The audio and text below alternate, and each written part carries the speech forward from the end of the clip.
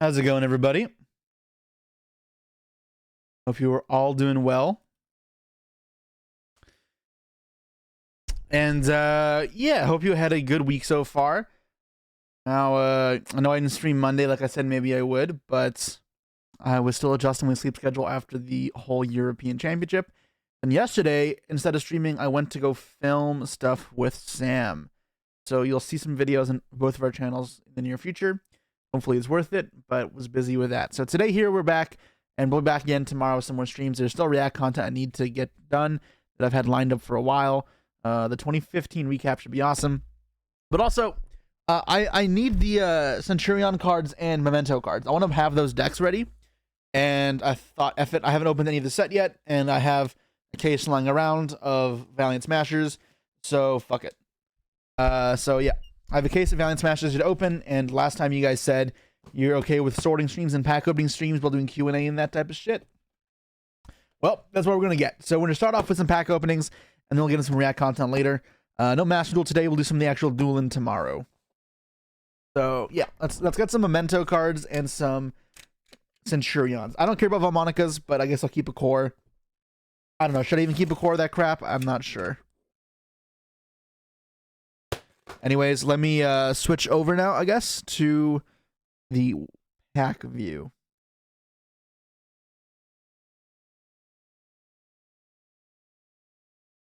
All right. Okay. How high can I stack today? How high can I stack today? I don't know if that's advisable. I don't think I'll do that today. Before I actually like knock over and ruin something, I'd rather not. Valmonica's waste 10 minutes just to go into Maguska. Nice. Yeah, I personally do not care about Valmonica. And I have no intention of building it. But, I mean, I'll have the cards, so it's either sell them or keep them and try them one time. We'll see. Yeah, so obviously we're looking for Bone Party, Memento, like Anguish, that type of shit. And then also the Centurion cards, Primea, Chidea. And CRs maybe would be neat, but I don't really care about the high rarity stuff right now, so whatever's going to be expensive will be nice. Katsuno Toshigo. That card is good. Yeah, so that's going to be our game plan. I hadn't opened the set. I didn't know, like, Dogwood was in here. There's a lot of random reprints. Oh, and our first collector rare, just like that. Memento Mitlan. Am I gonna keep the collector rare or just keep the rare? I don't know. Let me bring it up closer, I guess. Yeah, not the best collector rare, obviously. I've been playing Memento, then it's a cool collector rare, but I don't know if I really care about collector rares that much, so yeah. So I guess I'll put the rares here. The collector rares. Alright, we'll keep going. Hopefully that wasn't a spot of an ultra rare, right? Because the ultras are like honestly really good for this set.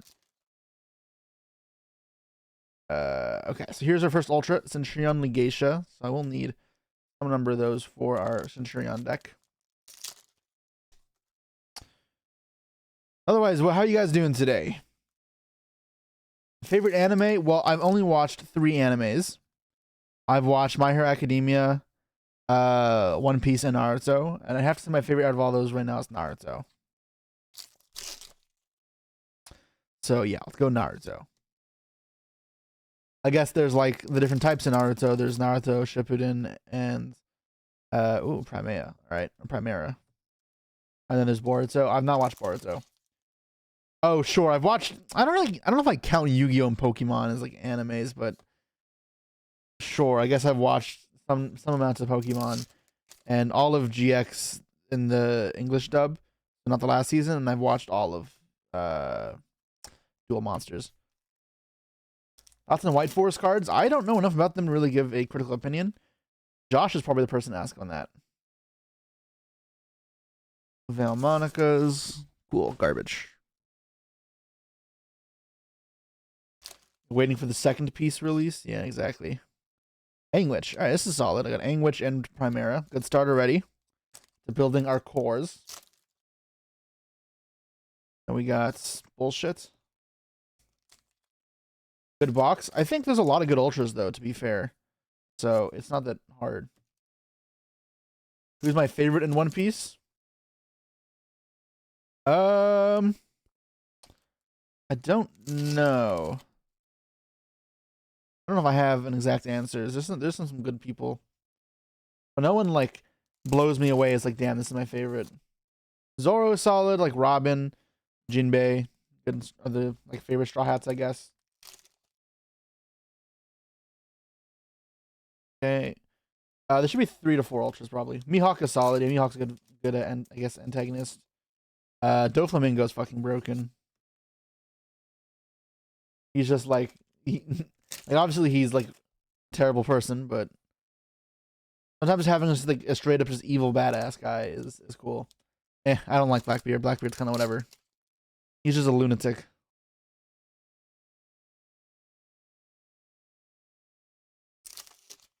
I'd enjoy Your Lie because of classical music. Maybe. Asala keeps asking me to watch Your Lie. I know Ryan loves that show as well, so he'd probably want me to watch it. Ryan tells me though he doesn't watch anime, which is also a little shit. Because yesterday he asked me about Jujutsu Kaisen. I've never watched that show though, so I don't know.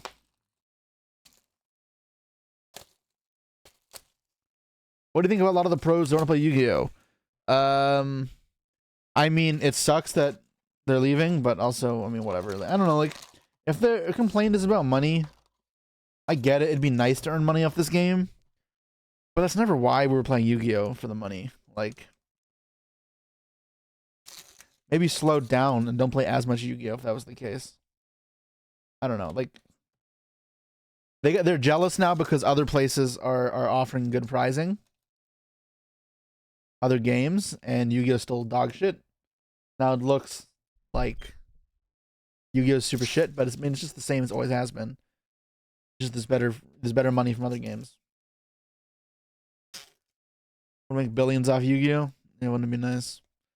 Trust me, if there's anybody who would benefit the most from better pricing in Yu-Gi-Oh!, it might probably be me more than anybody else. Like,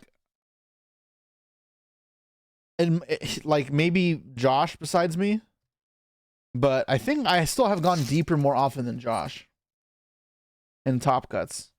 This is probably terrible. I don't even know what that card does. What about trying Fiendsmith, Snake Eye, Bestial, Horus, Melodious? I think you need to stop trying to slam every pile of shit possible together.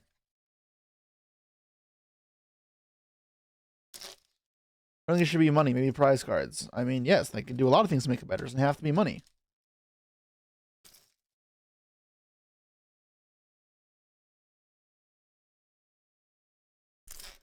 Are there any money cards hoping to pull? No, I want the Centurion and the Valmonica. Not Valmonica. Centurion and Memento core.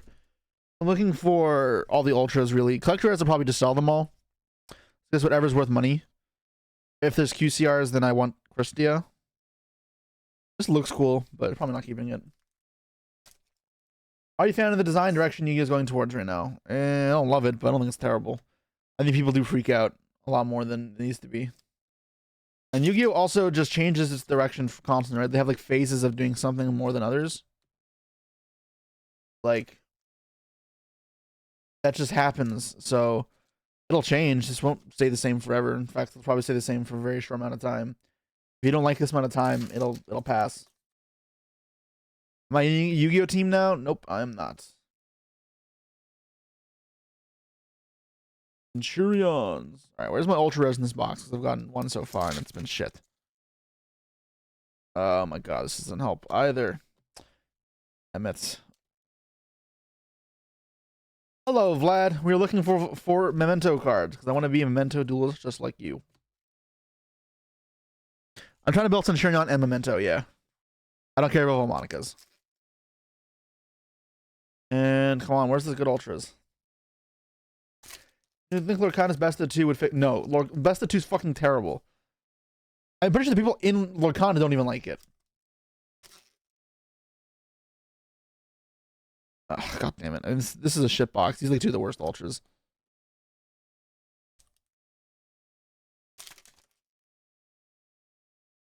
Alright, I think this is going to be a shit box. Oh well. I'm leaning towards New Centurion, a pure Centurion, or I mean, I haven't thought about it. I just want the cards to have them so that it's not going to be a pain in the ass to find it later. I thought that Jesse was cooked. Thank you, Vlad, for the sub. Appreciate it.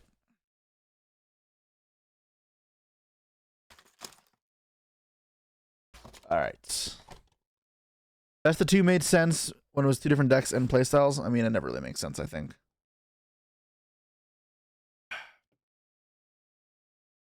If you're doing two different decks, you should do either Last Man Standing or Conquest. Ooh, okay. That was a nice pull.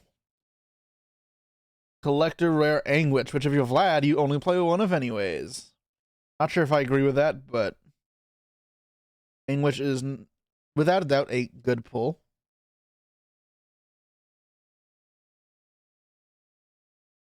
Great. Dogwood Pog. Yep. No one cares about that.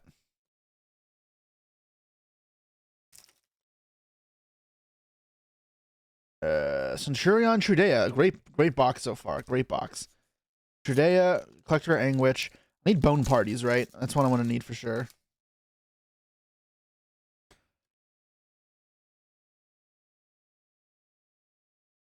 I do not want best of two. In fact, I'd be really mad if there's best of two.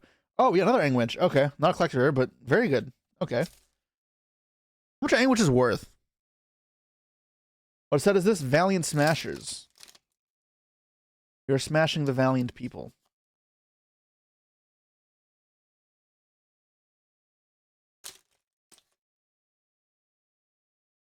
All right. 30 to 40, I think, for the CRs. No, it should definitely be more than that. I'll look it up real quick, I guess. Anguish.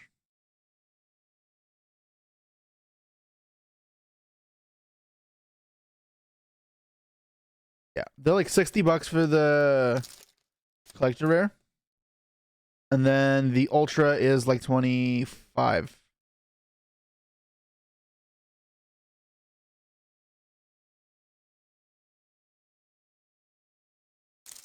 I think it's 3 points if you win. Per game you win, and if you win both games, you get 7 points. How much was the case in CAD? I mean, I bought this a while ago. Alright, more Valmonica nonsense. Alright, I mean, still a good start to the case. Let's pull some bone parties. I've seen the video about Jess quitting. No. Oh, damn, this is nice. Primera. Damn, so this case was a collector Anguish, another Anguish, a Primera, and a Trudea. That was broken. Alright, let's go. When is the next Duel Night being uploaded? I don't know. It's not my show. It's a question for Sam, not me. Am I going to the YCS in Europe? I wasn't going to. Then they announced it as the 275th, and I was like, fuck it. Maybe we'll go to France. Bologna, I will probably go to if I have the time. And but both of those, I'll do some sightseeing. I'm gonna see Paris for a bit, and then in Italy, I want to see Napoli and Pompeii. You're surprised Ryan doesn't watch anime? That's wild. He does. He's talking out of his ass. He's watched a bunch of anime.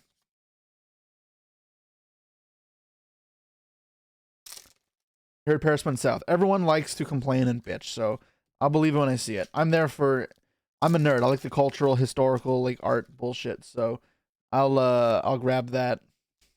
Like I'll do that stuff and be fine. Do a day trip to Omaha Beach.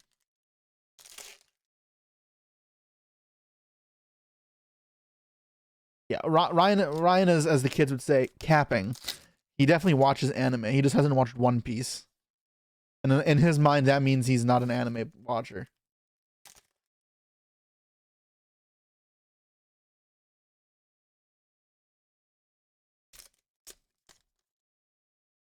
Okay, yeah, last few packs were bullshit. That's fine though. Very good box. Good start. So far, I'm just missing bone parties really. I have 1 Trudea, 2 Primaras, and 2 Angwiches. So I need 3 more bone parties, 2 more Trudeas, 1 more Primara, 1 more Angwich. And then I'm kind of just done already. That's really good. I'm only 3 boxes in.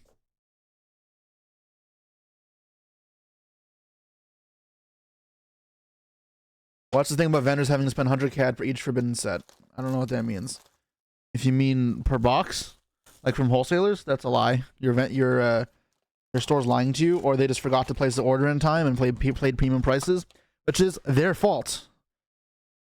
It is not 100 Canadian per box.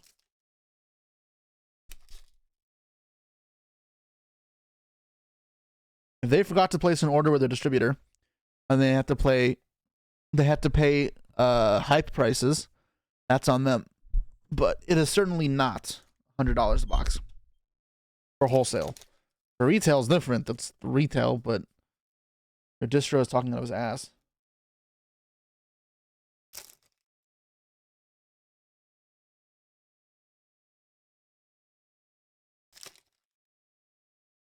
Like when stores, oh, I forgot about this card. Okay, never mind. I'm missing 2 more emblem oaths as well.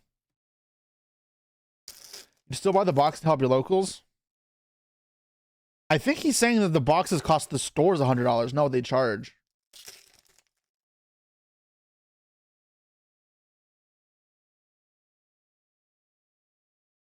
I think Memento is a good meta call if Snake Eyes actually gets axed. I think Memento is not bad, yeah. I think Memento has a lot of solid options. I like the deck a lot. I think it's kind of complex. It's cool.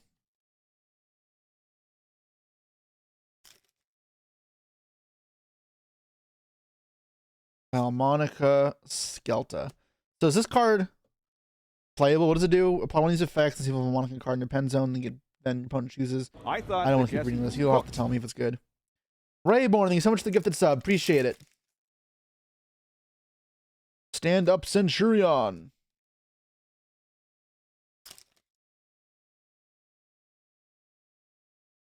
I really hope it's a ban list before Sacramento. That'd be awesome.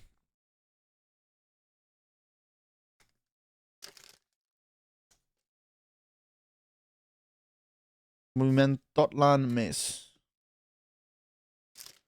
We watched the vid of Sunset Jess quitting Yu-Gi-Oh! Yeah, so I want to do React content after that, and that is on my list of stuff to look at. And we'll see what her reasons are for quitting, and I guess I'll give my own opinions. Late August will be August 30th. If they want Sacramento to be at any amount like a played YCS, they should probably not do that. Give in to me, give in to me.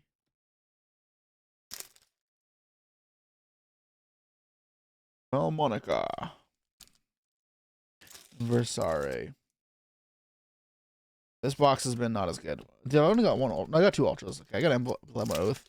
So 3rd ultra, give me a Bone Party. Nope.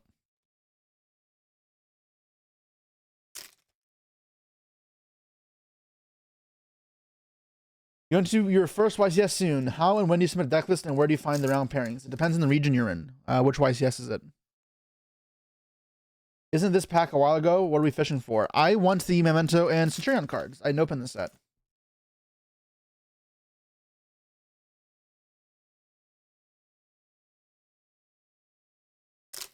Sacramento YCS. So Sacramento, it'll be on Yu-Gi-Oh! Registration.com. So search up Yu-Gi-Oh! Registration website. Google, you'll find it. You'll log in, sign up there. You submit your deck list there. I think it's there should be a time listed for when you have to submit your deck list by. Is there one? I'm missing an ultra. And then garbage. Okay. And then you have to so you just sign up there. You have to check in on Friday. And then during the actual event itself, there'll be paper pairings up on the board that I'll announce. And also have a QR code you can scan for online pairings.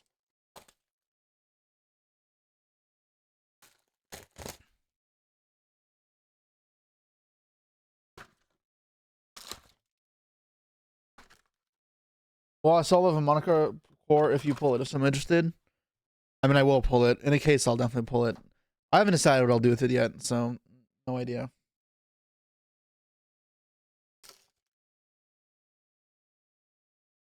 Right, Centurion Awakening. How much does Dolly Dragoon go for? Search it up. I don't know prices off the top of my head.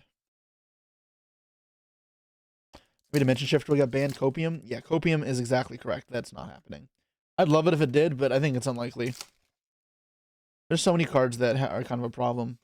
Trudea. Is that a second Trudea or a third? I think that's one. For second. Okay, so 2 Trudeas. Cool. Let's keep on going.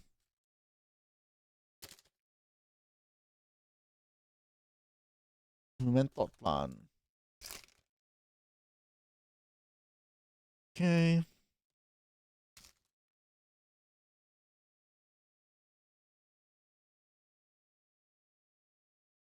Centurion Legatia. Okay, so I guess I didn't need another one of these, but I don't know how many Legatias I really need. I definitely don't need 3 of that card. I'm trying to raid duels this month. Probably at some point, yeah. I'm probably like not even diamond anymore because I haven't played much at all. I've been so fucking busy. It's been a really busy month for me, which is rough because I need to test for worlds, but I haven't done as much as I want to. I mean, when I did more vending and I wasn't streaming, I'd be better off for card prices. But then I wouldn't be streaming, so you wouldn't have got the info. Right.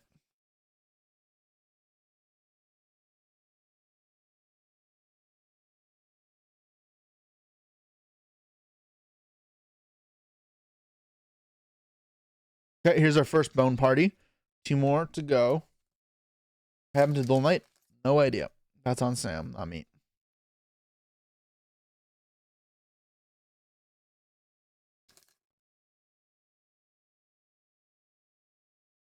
Centurion Phalanx. What I'm looking for in Valiant Smashers?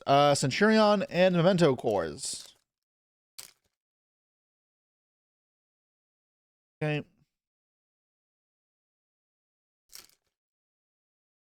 But it's going well. Yeah. All right. What other questions we got, guys? Come on. Can't just sit here open packs. You guys said you wanted to see a stream where it's just me sitting doing my shit. Y'all can get your answers. Whatever. This is the time to ask away any questions you may have. We have a Gamba. A Gamba for what though? I guess. We like. I don't know. I plan to do some Noid vids or waiting for the balance to drop. I'm probably waiting for the balance to drop for Infernoids. I have other stuff ahead of it. So I think the way I have my video scheduled for TCG live duels, I think the next one I have posted is Mimic Ghouls, then Millenniums, and then there's Lightsworn. And then after that I need to schedule something else, and I might do Mementos or Infernoids, but I'll see. I'm hoping there's a ban list by then. Because that's 3 weeks out. I do one a week, one TCG duel a week. What was that Pendulum deck I played? Probably Pend FTK. Remember, it's just Hand Loop Turbo. I mean, that's the best way to play them, probably. Yeah. You think Voiceless Voice will get more support?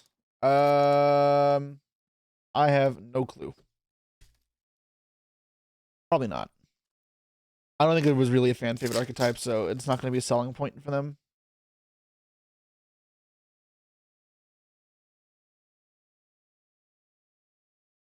Sackweiss's registration is open. I should probably do that. What did you thought of the Centurion support? Honestly, I don't even remember what it does. I just remember thinking I kind of need the Centurion cards. Think a Guido and Kelbeck and Carlos could come back? No. Maybe Kit, not a Guido and Kelbeck. Those cards are crazy. And Kit's still a crazy card. I think it might be able to come back, but it's still crazy. What's the best format for mirrors? Tier. Duelist Alliance. So 2014, 2015. So all that BA to Necros Shadal stuff is also really good.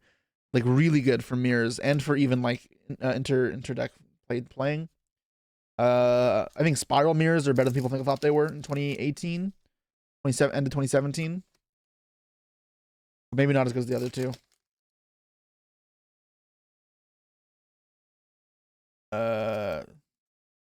You have Wakens and Trinity looking for it? Nah, I'll be good. Thank you. Engraver is full Centurion combo. Engraver is full everything combo. Engraver does everything I want. Fuck. I play older formats. I play what I have fun with. So yeah, sometimes I've loved sealed and draft. Older formats specifically I don't do as much because I lived through them. I've played them before. They're not as like cool. You thought Zoom mirrors were fun if you ignored D-Bears. Zoom mirrors are solid, yeah, they're not bad. What archetype do you want to see back if by unbanned or more support? Tier. It's tier.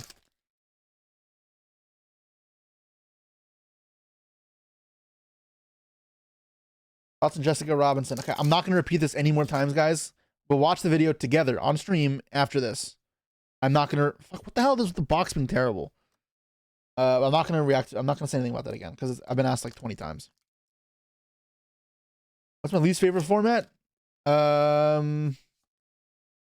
Maybe Goki. I think the new Night Arm Dragon thing is worth picking up for dealing. I don't even know what that is, to be honest.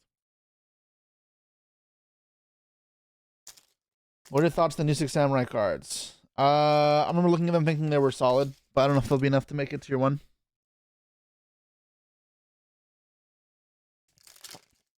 A Pote format tier can stand up the current format. Pote format tier? Maybe not. No, I think you need these Shizu cards.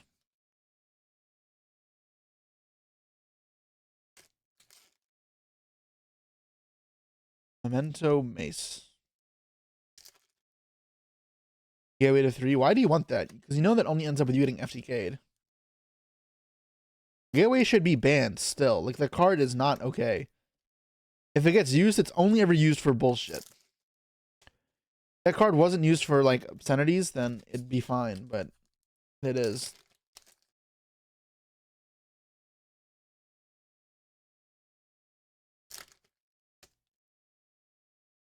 This box is fucking ass. I've seen the recent deck breakdown. Not really. I looked at it like for like maybe a second, but I was looking at it. They have a casual deck in current format. In current format, I would have said Crystal Beast before, but I haven't played it in a while. Not since info, so not with engravers and whatever. But I played Mimighouls yesterday, and I had a lot of fun with it actually.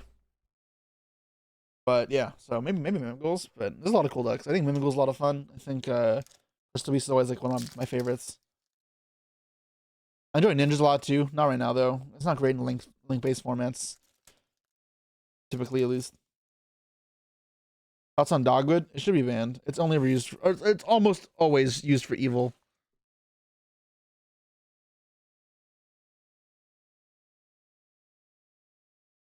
What tier 0 deck is the best and would beat other tier 0 decks? It is tier element for sure. I did not top with ninjas. I played it, didn't top with it. Which version of Mimighouls do you like most? I play Fiendsmith, Kashtira, and Mimighouls. I know that sounds stupid or like crazy toxic, but yeah, that's my deck.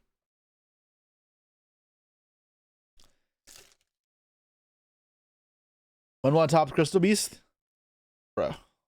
It means I have to bring the shit to YCS again. The deck's fine, but it's not great.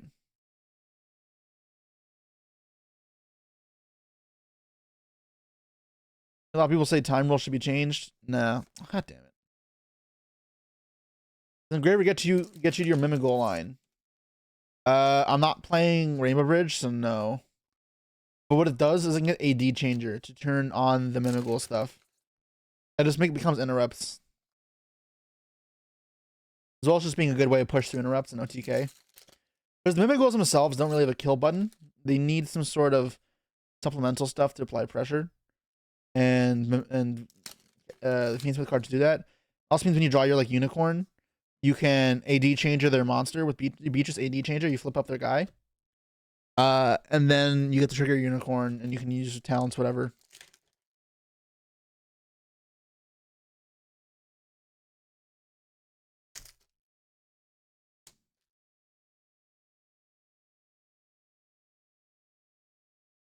If Full Power Zoo is legal, do you think I can win a YCS in this format?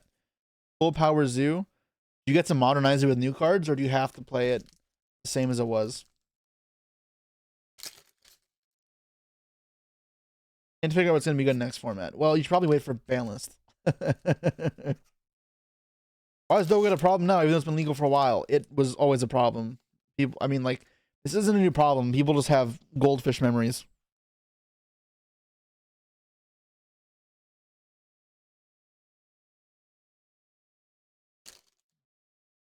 Does you get Norden? I mean, it has to, right? Otherwise, what's the point of the whole...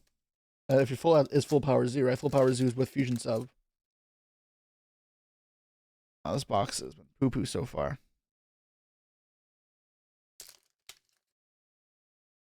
Full power Z is still hyper consistent. Yeah, but consistency doesn't mean good. You need to be consistent in order to be good, but you cannot just be consistent. You can be consistently dog shit. Doesn't mean anything. Oh, collector, yeah, we pulled Anguish and Memento Meatlan. Bone Party. Okay, there we go. So 2 bone parties down.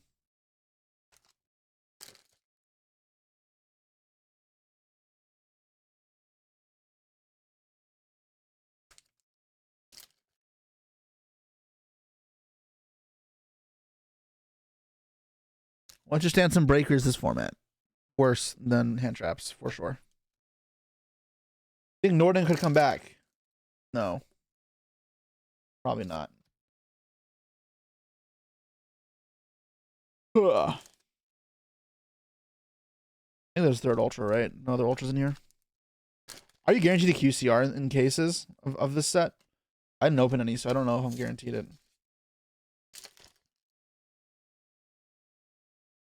Zoo with current balance, so no Norden. Why even ask the question then? Why even call it full power Zoo? It's not full power Zoo. That's just not what it means.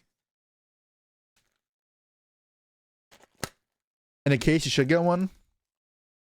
I'd assume so. So we have... we've opened 7 boxes. We have 5 boxes left. We still don't have everything. We're still missing some cards. We got 2 Bone Parties, I think. I think got 1 Emblema Oath. And we only have 2 Trudeas, 2 Primaras, and 2 Anguishes. We have 3 Anguishes, I guess, but this is all crap I don't care about.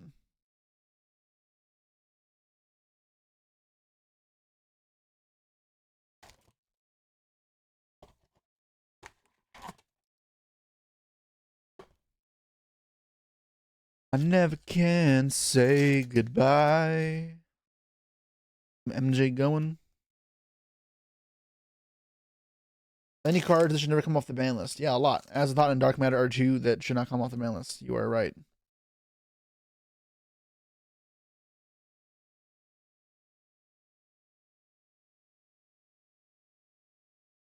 Hey, Brilliant Fusion come back yet. I think you should watch my video on the ban list. Posted last week. Arablo, thanks so much for the sub. Appreciate it. Pot of Greed should never come back. I think there are way more egregious cards than Pot of Greed, but yes.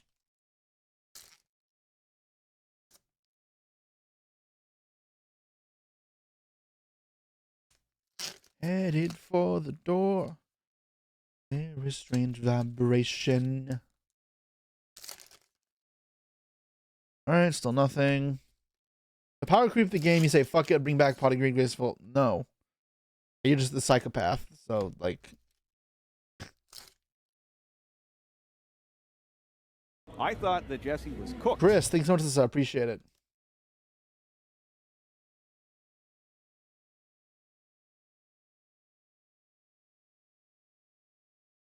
Have I ever considered quitting or taking a hiatus from the game? Not seriously. Like, the closest I was to quitting was probably during 2020. 2022, actually, before Tier came out. I wasn't doing content creation yet, so I wasn't dragged in by that. I was selling cards a lot more, so... Okay, there's a 3rd Anguish. I would have probably still kept selling cards and playing casually. But... I was kind of having a rough streak in my competitive career. And I was like, alright, maybe it's time for me to put it down. And then Tier happened, and I had the best, like, 6 months of my entire career. But I have no intention to quit. At this point, I'm so fully ingrained in the game. My friends are all through Yu-Gi-Oh! My livelihood is through Yu-Gi-Oh! My enjoyment's all through Yu-Gi-Oh! Yu-Gi-Oh! Is my life. That's the reality. And something drastic would have to change for me to not be that way anymore. Oh, collector rare. Wait, this is collector rare? This looks fucking terrible. What is this worth even? I have ghost rares from like way back in the day. I used to play in Lightsworn. I pulled them like 15 years ago. This is barely looks collector. This is terrible. What is that worth? Let me take a look. Maybe there's enough Edison vent collectors. This card isn't worthless. Honest collector rare. It is like 26 bucks. Fucking garbage. All right, whatever. That's in Pearlia and Tearlament. Kit's not legal, not worth it. You don't need more aquas. Only thing you need more aquas for is for Kaleido Heart, and it's not really much of a problem. Trudea, okay, third Trudea. So that is complete now. I'm just missing 2 Emblema Oath, 1 Bone Party, and 1 Primera. Cool.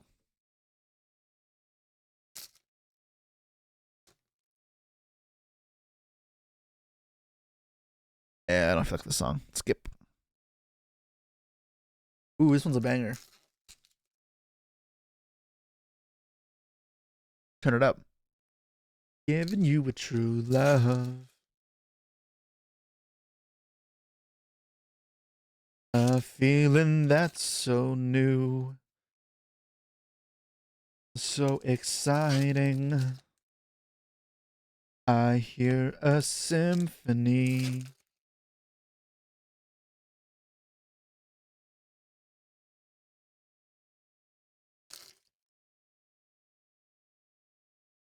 All right, there we go.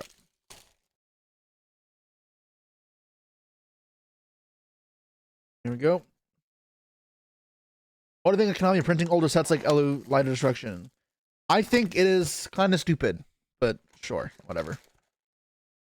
They're not big sellers. I don't think anyone really cares about them that much.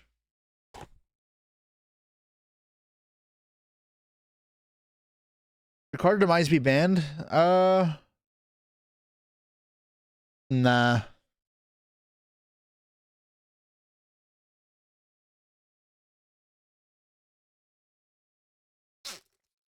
All right. Let's keep looking. I guess I'll move some of these out of the way now.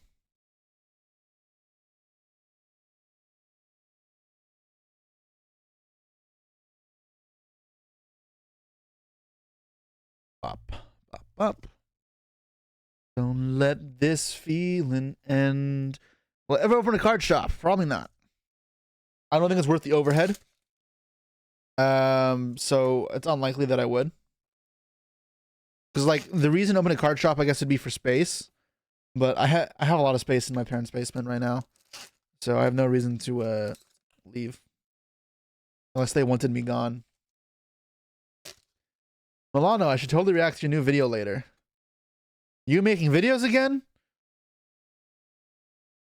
Sure thing, Milano.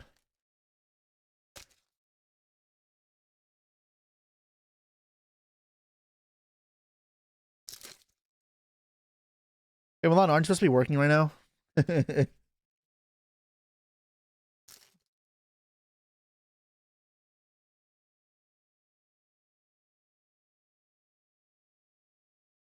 Milano the Dragon Maid duelist? God. Hope. I'm in a basement. I am in a basement. I am a basement dweller. I mean, I live with my parents, right? So they let me take over the basement. And the basement's become my office, pretty much. Do-do-do-do-do-do. Do-do-do-do.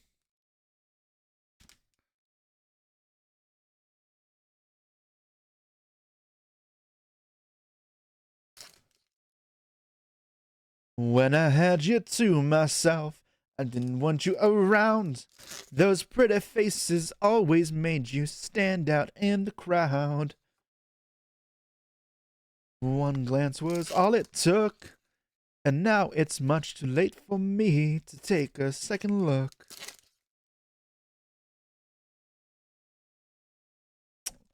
Yeah, I could listen to Michael Jackson all day. That shit's insane. Let's go. Okay, so are we done with bone parties now? Yes, bone parties are done. Since I see you in his arms, who I do now. Yeah, yeah, yeah, yeah. Trying to live without your love is one long sleepless night. Let me show you, girl, that I know wrong from right. Emblema Oath. Damn, this is a nice box. Okay, so one more Emblema Oath. And then I'm done. No, I still need Primera. Oh, baby, give me one more chance. Really enjoyed the Busted Bladed video.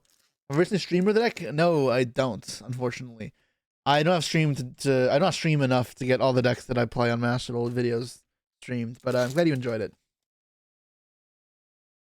You think Memento and Centurion will continue to get support? Maybe, like, I don't know. The fact they all keep getting support is kind of crazy. Thoughts on 10 by winning the EWCQ? I cannot believe it. The one card combo intro had you laughing your ass off. Thanks, I put a good bit of effort into it. I wish the lighting was better in my house, but it's obviously not made for that. But I was happy how it turned out.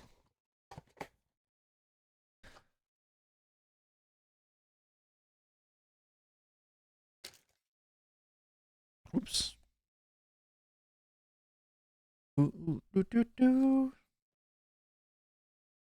Oh, baby, give me one more chance. Baby. Baby. I want you back.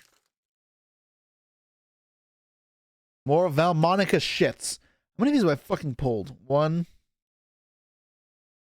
I don't want to listen to this. Two. Three. That's only three of these.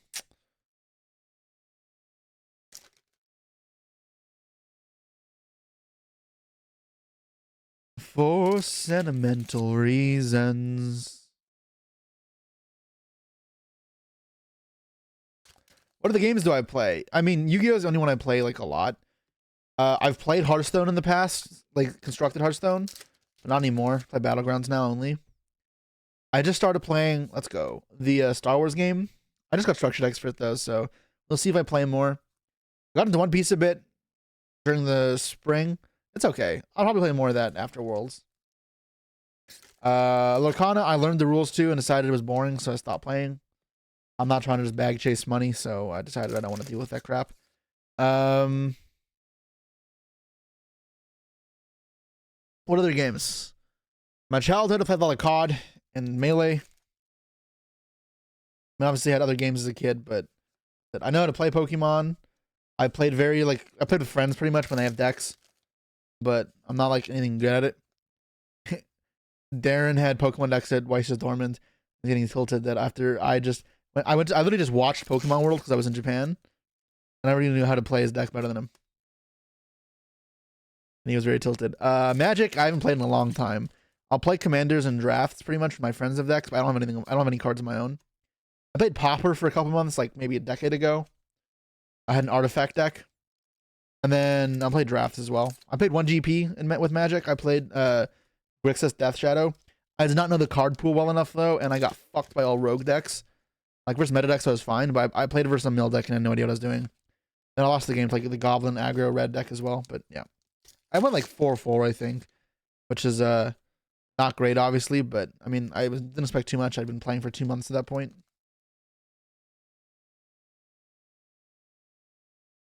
That's what I expected to do in One Piece with my first one. I expected to do like 5-4, 4-5 first tournament. Then I went 7-1 until the last round. I was like, damn, maybe this game's easy. Also, almost better now. Did I see they announced they'll make drag support? I did, yes.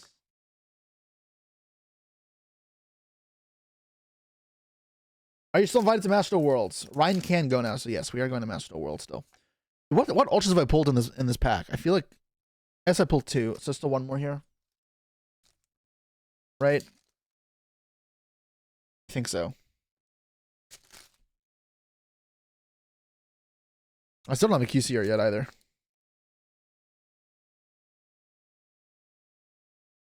Favorite rogue deck? I've already answered, so I'm not going to keep answering it. You should have listened the first time.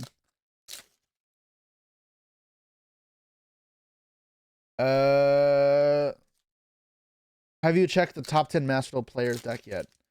No. Is that something you can do?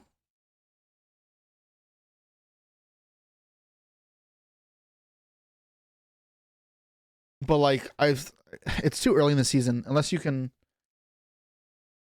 they have like last seasons. You mean like those got posted?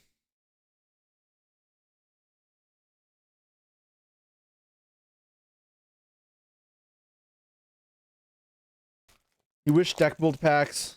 It's last season. Okay. Did people just post the lists online, or are like they actually on Master's client?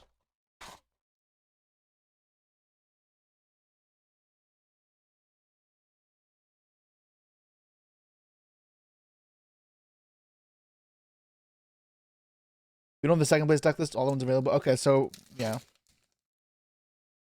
sure. So people just shared them. You can show us in the client their names on the decks. Okay, that's what I'd expect. Yeah, sure.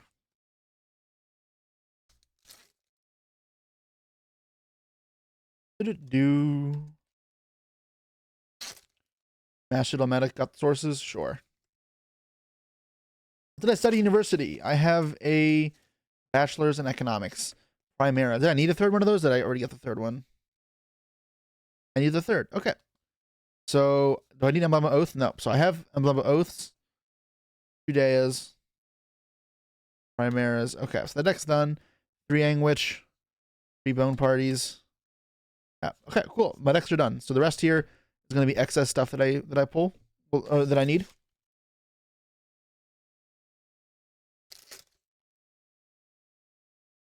Bonds. Okay.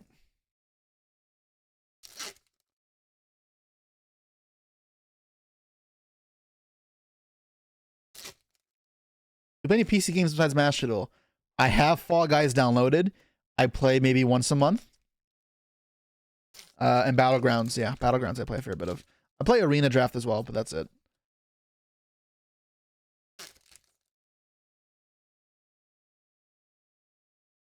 What do you think about playing cards in mixed rarities? I've done it many times. I'd rather not do it, but I don't care. Fixating on shit like that is silly. At Nationals, I had to borrow cards. My deck was all mixed rarities. It happens. Like, what am I going to do? We had some ABBA. Let's go. Third Angwitch or fourth Angwitch. Okay, I mean, sell that, I guess. What was my favorite place visited in the last year? So 2024 to 2023. I guess I'll give an answer to both. 2023. I think 2023 I went to way cooler places actually. Peru was fucking awesome. So was Tokyo. Both were great, like fantastic trips. So was Sydney. All 2023 was fucking awesome. Yeah, I had 3 like great trips. Venice was also cool, but honestly the other 3 were just better. In 2024, I've been like nowhere, right? I've nowhere cool at least that I've explored. I went to Colombia and I did a vlog for that. That one was just fine. Besides Colombia, what have I done? I think that's it. Yeah, I'm trying to think where else I've been that's cool. I don't think I've been anything. Oh, this has to be terrible. All right, I mean, it's a 4th collector, I guess. Angelo Valmonica. Fucking Valmonica shits. Yeah. How many times I've been to Japan? 3? Yeah, 3. Every time I've only ever been because of Worlds. So 2017 Worlds was in Japan, 2018 Worlds was in Japan, 2023 Japan Worlds. Yeah. Damn. Garbage. You happy seeing players stopping them from reaching high level competitive play? Many. Like blaming losses on other things is a big one. Or getting fixated with like trends. Also bad testing habits, like called inbred testing, when they only test with people they know, and they base their decks off of what their opponents played in their own testing. They're pretty much just like testing within themselves, and their idea of what the format looks like becomes very skewed and obscured.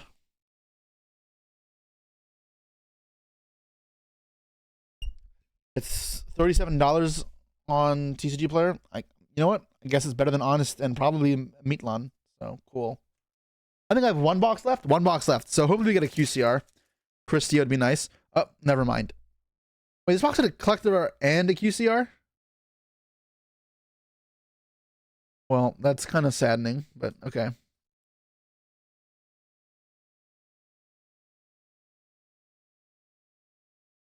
So these are the 5 premium cards we have so far. We have 1 box left. I don't know if we got anything else in the last box. That's the best one.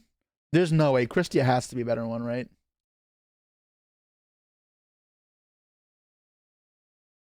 Combined creation. I could search up Valiant Smashers. Sets. Sort by QCR. And oh, you're right. I went up. Okay, you know what? Okay, guys, if I'm playing Mementos, do I keep these or do I just sell these? I'm gonna be a low-rarity peasant. I'm just gonna sell them. Sorry, I made up my mind immediately.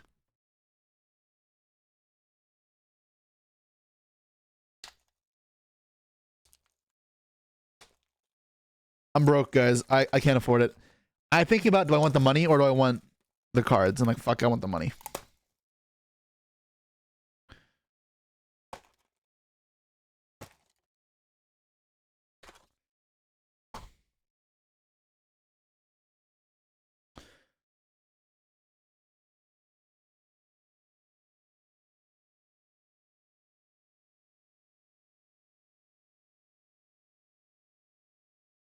Money sounds good. Exactly, right? Like, I really need to start saving money up, like building up a savings account.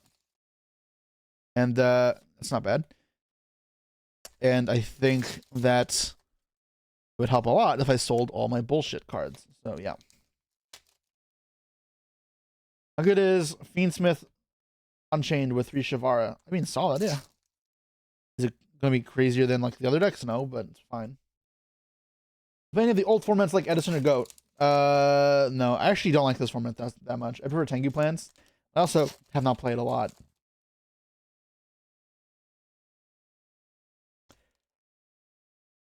What's your favorite TV show at the moment? I mean, I haven't really been watching much. I'm rewatching The Office right now because it's easy to rewatch it like that. And I'm not a huge TV guy. Like, I watch it while I'm working, so it's something that I can put on easily in the background. And if I miss like an episode because I'm not paying attention, it's not a big deal. So, sitcoms are good. I've watched a lot of sitcoms. Office is like probably my favorite sitcom though. There's a lot of other good shows, like shows that have actually like that I've watched. That I enjoy. I mean, some animes, I guess. Nothing crazy. Avatar: The Last Airbender is fucking insane. Star Wars: The Clone Wars is broken. Andor is great. But yeah, I wouldn't say I watch too much TV. I watched more during COVID. I guess I had more time. Am I coming to Lille and Bologna? So Lille, I should be going to. Not confirmed yet, but should be going to. I ended up probably. I think I'm gonna cancel Chile and go to Lille because it's closer. And 275th YCS. Bologna, I probably will go to as well if I can make sure I have the time. If I'm only going if I can have the extra time and I can visit another part of the country. Specifically, I want to go to Pompeii.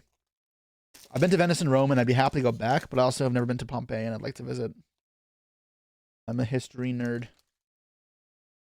No Latam YCS win. It's South America specifically. Central America, I have won twice. YCS and UDS. But the thing is, like, people don't realize how fucking far South America is. Like, it's actually just so far. My flight to Chile is like 16 hours of travel versus a 7-hour direct flight to Paris. Like, it's actually so rough. And yeah, I mean, it just puts me off traveling to South America.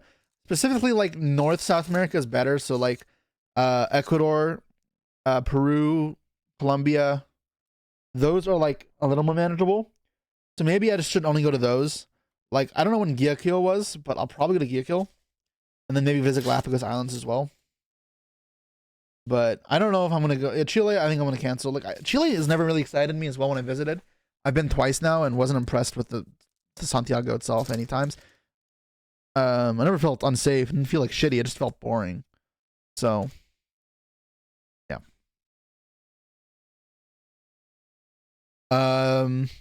That being said, I haven't decided yet fully. I'll probably do France. Just it being the 275th for some reason and not Chile is kind of weird. So yeah. So that wraps up the case. We got these 5. I'm gonna sell these. Let's go through the cards I'm keeping here. I'm not gonna keep Valmonicas probably. So let's see. Centurion Core. I think I already separated out.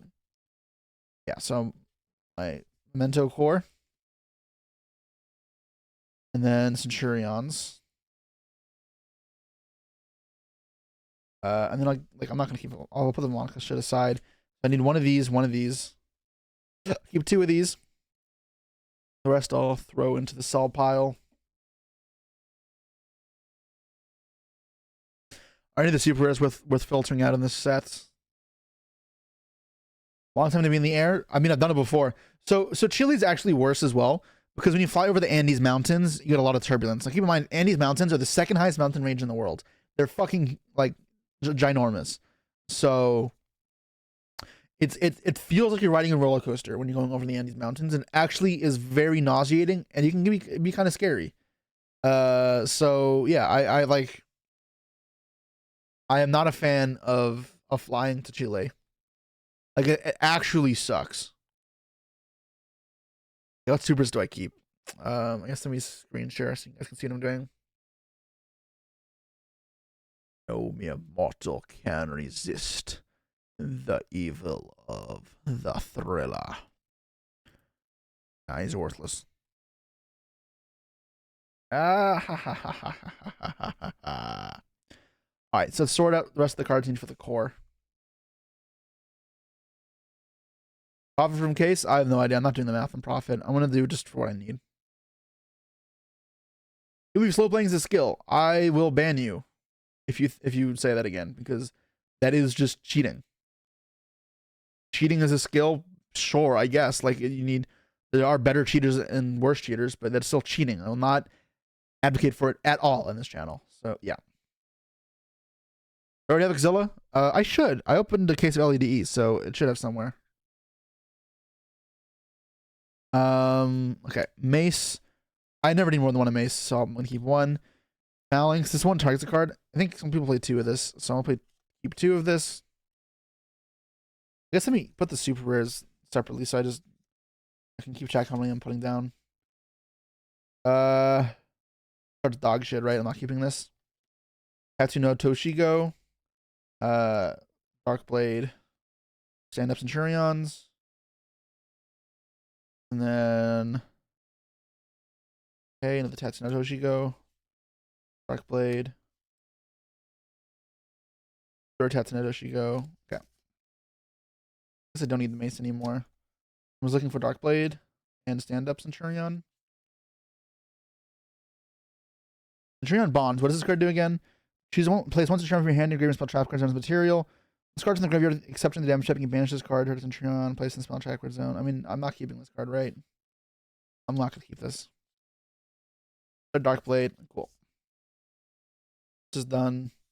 Stand-up Centurion. Okay. So now I'm looking for some stand-up Centurions to sell because they're worth $1. Let's filter the supers real quick. Look for it. Everything else we're gonna just place into the sell pile.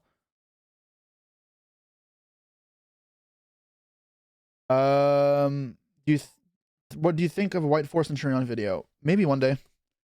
I talked about earlier how my schedule right now is Mimigools, then then Millenniums, and then Lightsworn, and then from there I'm gonna see what else I have. I'd like to do the Yugi deck again with a new support. I'd like to do Infernoids. I'd like to do Mementos. I'd like to do Centurion. So we'll get there. I do 1 a week, TCG videos. So we'll have it done. Don't worry. Oh, where do you sell your bulk? I find it hard to find buyers. I really don't sell my bulk. If I sell bulk, I'll sell it en masse to like distributors. Centurion RDA or pure? Not RDA, for sure not.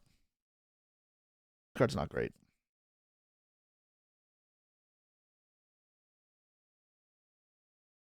Do do do do do. Do do do do do do do do.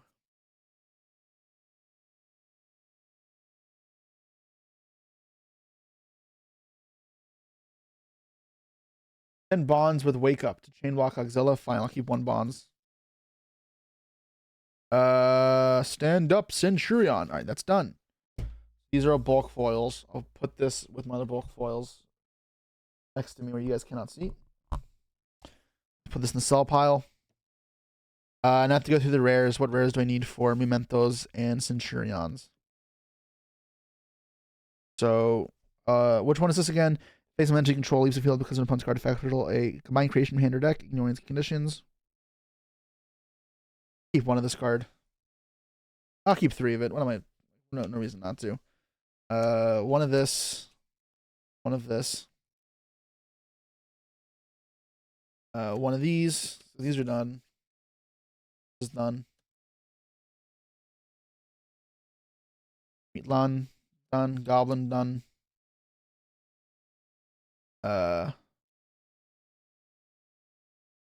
Keep another 1 of these. Is that really it? Is there really nothing else in this entire like rare section that I need? Are there no Centurion rares?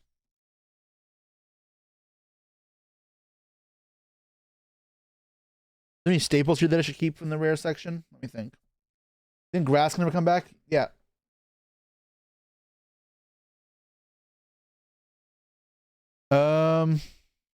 Okay, let's keep that's 3 of these, 3 of these. I lost a lot of my cards recently, so I just want to keep like staples. Foolish, whatever, sure. Magic Planner. Advanced Draw. Yuska. Dogwood. Christia. Clown, sure. Summoner Monk.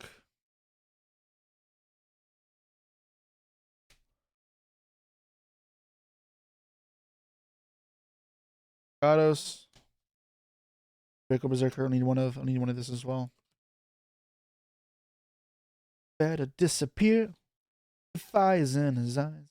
Words are really clear, so beat it. Just beat it. See what you can. You wanna be a boy, you wanna be a man. So beat it.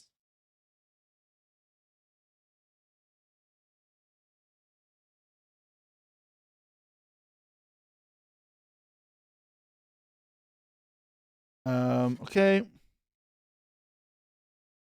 Third Summoner Monk. And then I need Escados. Just beat it, beat it. Christia.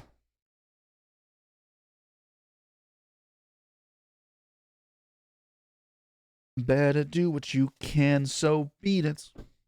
Just beat it. That you're really not scared. You're playing with your life. This ain't no truth or dare. Right. Keeping these, and keeping these. I'm selling these. Okay. Let me put this. Who's wrong or right? Just beat it.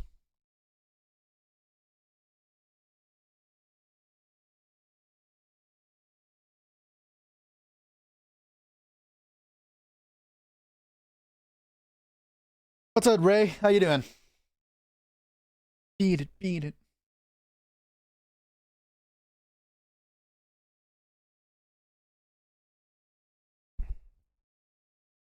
I imagine Dog will get hit.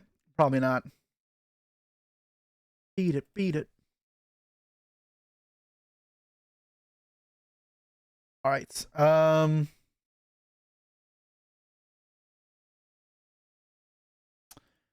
Reaction content. Milano asked us to watch his video, so let's check out Milano the Duelist real quick and do some reactions. Let's go. Favorite mat that I won so far? Minerva Top Cut mat, probably. Milano the Duelist. Hello? YouTube? Am I still live chat? Is this the newest video? I hate Fiends. I don't want to watch him hating Fiendsmiths. Ugh, God damn it. All right, I said I'd watch it.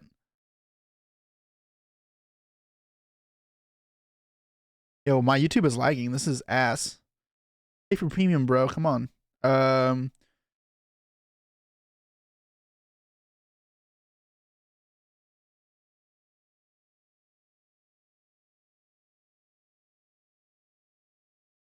Okay.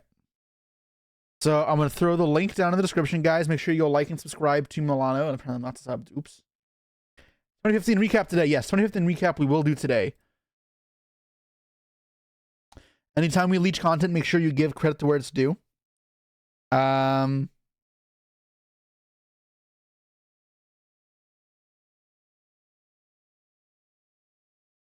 Anyways, let's look at why Milano hates Fiendsmith and see if this is a skit or who knows what Milano has planned for us. Let me check the volume, I guess, actually. Let me know how it sounds. The year is 2019. Oh, I have it on times 2. No, I don't.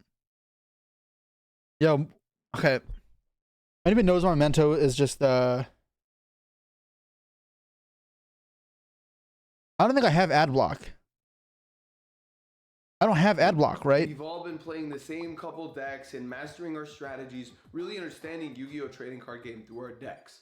Fast forward 5 years, we got fucking 15 hand trap minimum. We got fucking talents. Let me see your whole freaking hand. We got fucking the middle of the whole fucking board. Boom. Okay. Boom, man. Explosion. Now in 2024, we've been humbly introduced to the gifted Snake Eyes Ash, one of the most gifted and insane starters. This guy's got 2 starter effects on the same. Does it say true duelist only on the door? To keep his brother out. Card. But don't get me wrong, he wouldn't have got here without his friends Oak, Flamebirch, Poplar, and not you, Birch. Not you, Birch. And as we progress, remember how everyone was swearing about that card at first? It's ass. Into the year of the fire. Yeah, make sure I never say that again. And as we progress later into the year, we are finally introduced to the Fiendsmiths. The Fiendsmiths were inspired by Snake Eye Ash so much in their 1-card starting prowess that they just decided, you know what? Let's perform a 0-card combo from the action deck. You just need to do it in the middle of your combo. And of course, we start out with the guy himself, Fiendsmith. You may think his art is greasy, but trust me, he's literally a waste. Yo, I've heard this opinion from people. They say they like the artwork on this card. I don't get it. What do you like about the artwork on this card? Personally, I think the colors are kind of whatever, but like, what do you like about this? I don't know. For me, this is kind of not cool, but whatever. Fiendsmith finds himself into every single deck. He'll walk into your house, change the furniture. He's a hot dude.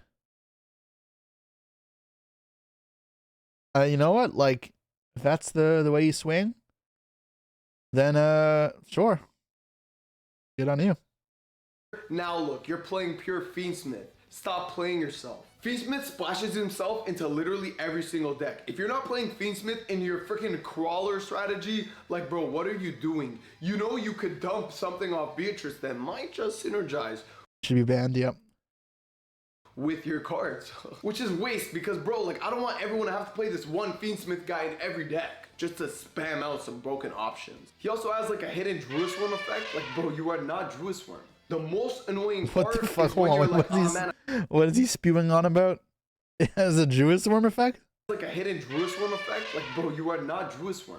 The most annoying part. What does he mean? It's like Druisworm. What does that even mean? You should ask Quantal Fiends with his optional builder colors. Oh my god. The send effect of Engraver? Oh. Sure, that is kind of that effect is crazy, yeah.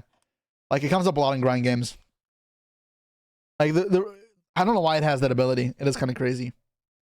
I like how he says this with Molt Charmy here, Tract here, Engraver here. I mean, you know we put these there intentionally. Is when you're like, oh man, I cleared all my opponents' follow-up. I finally broken their board, and then they just summoned Fiendsmith from graveyard, and they got their whole engine back. They got their whole engine back. Like, bro, you shuffle back everything? Are you kidding me? Why are you recycling, bro? It's 2024. Give up.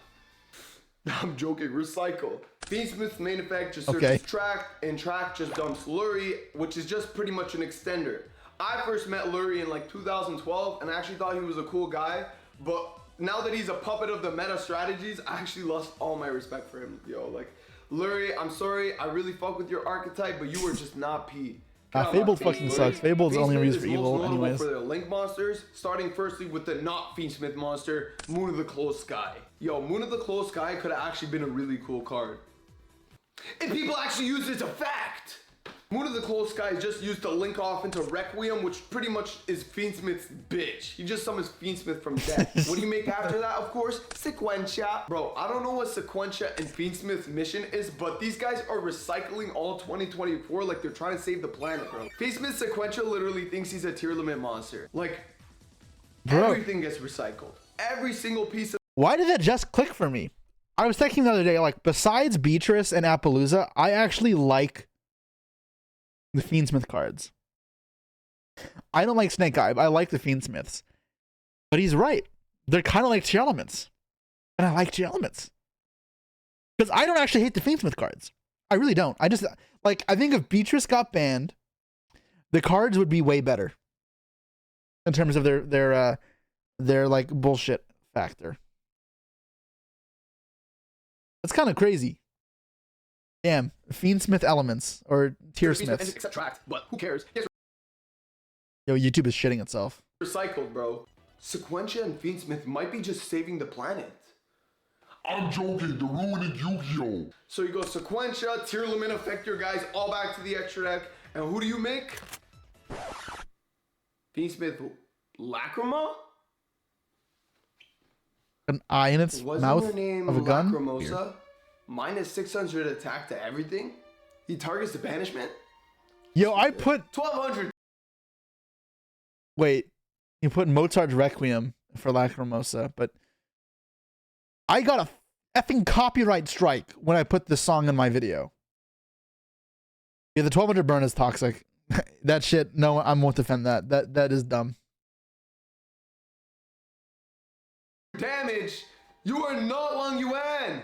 You are not Long Yuan! Let me know the pronunciation. Long Lacrimosa Yuan? was way Long cooler Yuan. of a name. It was way cooler. Then there's Big OG Desiree, who's actually hot red, but he has 2 straps, bro. You negate 2 cards. You know what that means? You might need 1, 2 board breakers, boy. Don't ask me why everybody in this archetype has a damn Druid Worm effect. Desiree also has the effect of a Druid Worm. He can just send any What? monster So- to the graveyard just like... This can't be like... This can't be like the new terminology, right? There's no way Yu-Gi-Oh players are referring to send effects as Druid Worms, right? Like, this is just Milano on his Milano shit. I have never heard anybody call the effect of Engraver a Druid Worm effect.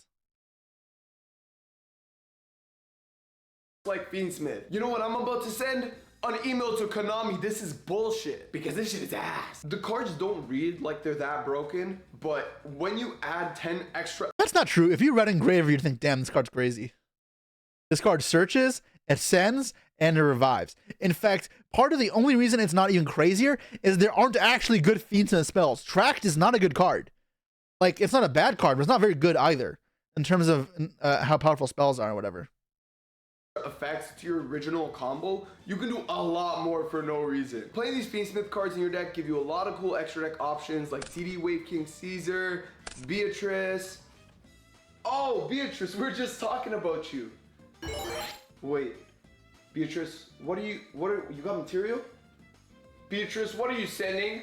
Rollback. Oh my god. Oh my god. Oh my god. Oh my god. That one doesn't matter. It's the Oh my shit god, and you're rollback getting that are banned. making you want to kill Beatrice, yourself. you're getting banned. Oh my god. That one's rough, but it's whatever. Oh, you're gonna FTK. I know you're gonna FTK people. I know. Oh my god. I'm Griffin as well, disgusted. pretty bad. I'm Yeah. actually disgusted, bro. Oh my god. Beatrice, you're gonna get banned, bro. You're banned as fuck, Beatrice, man. if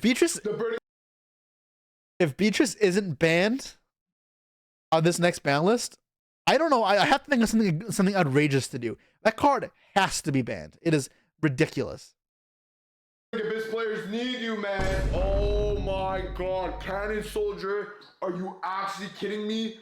Oh my god, you're fucking banned. Good luck, you're fucking banned. Oh. Wait, Purple Dante?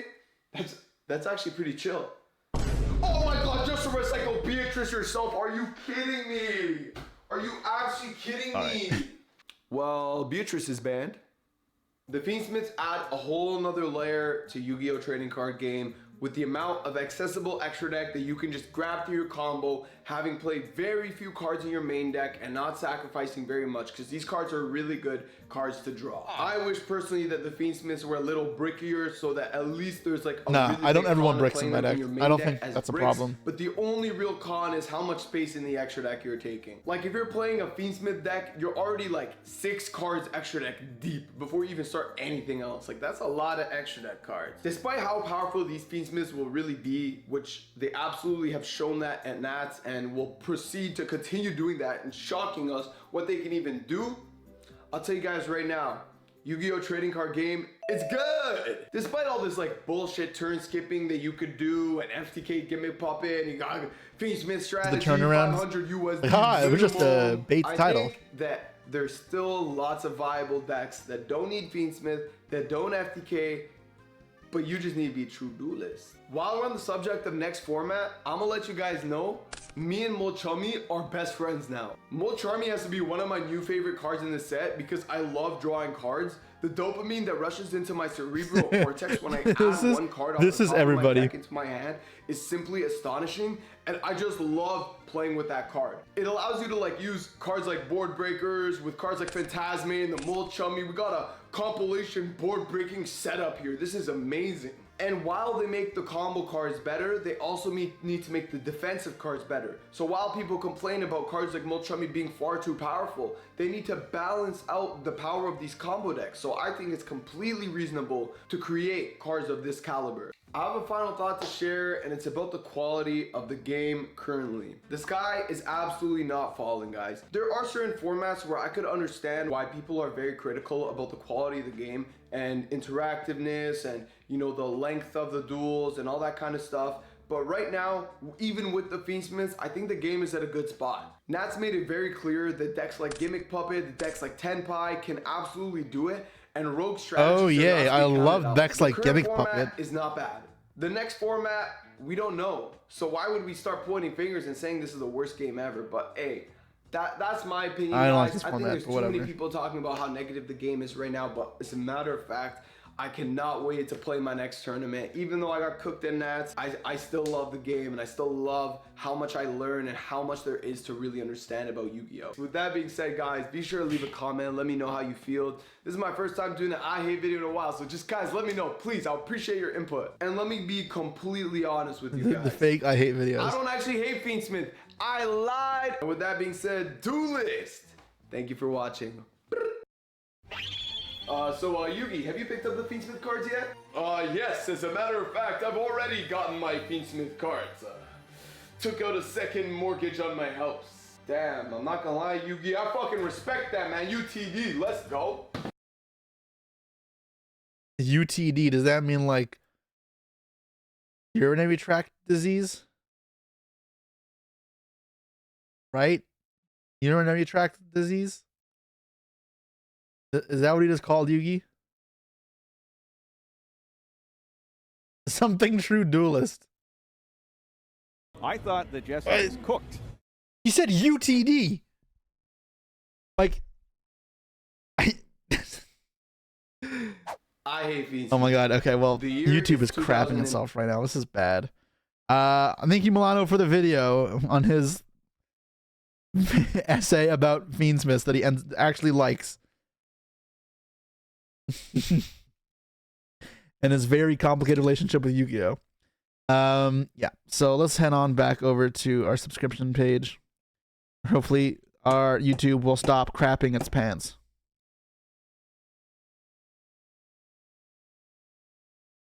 STD, I said UTD, or urinary tract disease, not sexual transmitted disease.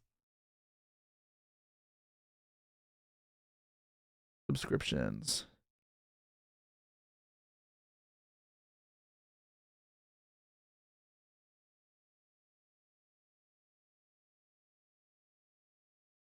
Damn. What is happening? Is my computer? No, right? Like,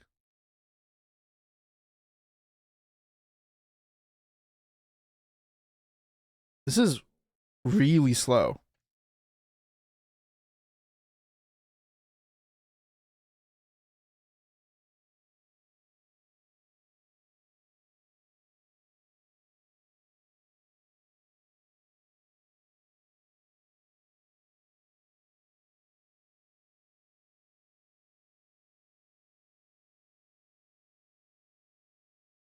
It's legit YouTube slowing down. It's not in my internet. Otherwise, it would be like this. The stream would be laggy. Try speed test. Sure.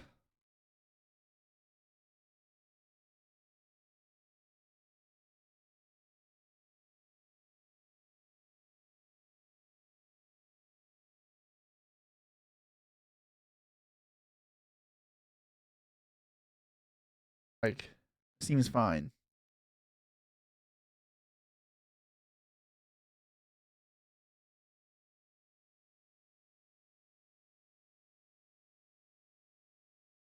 So yeah, would you like to tell me what my problem is here? My internet shouldn't have a problem. YouTube is just crapping itself. Okay, well, you guys really want to watch this video, so let's take a look. I watched like the first 20 seconds and I said, let me react to this on stream.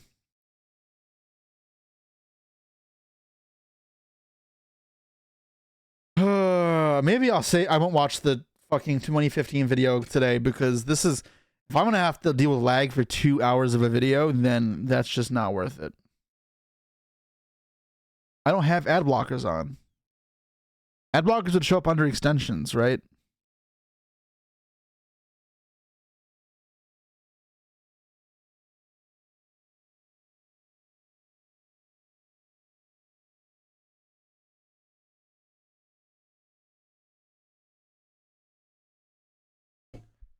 Why not? Because last time I had ad blocker, it was lagging my computer. Is YouTube slow right now?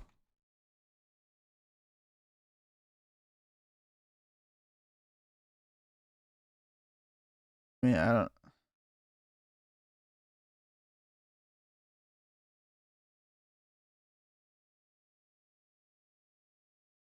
People aren't really detecting issues.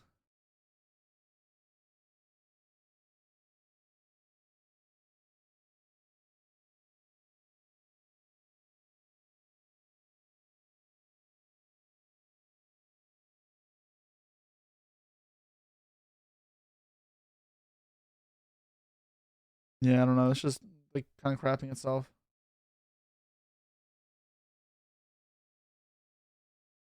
All right. Anyways, guys, make sure you like, subscribe to Jess as we get some reaction content from her video.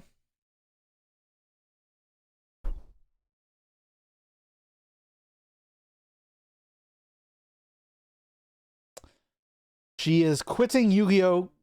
From the competitive Yu-Gi-Oh! So another top-level duelist seems to be wanting to leave the game. Let's hear her out, and hopefully it's nothing crazy. But I imagine it's probably just the same thing we've heard over and over again. The prize support, the no European YCS probably is a big one, and yeah.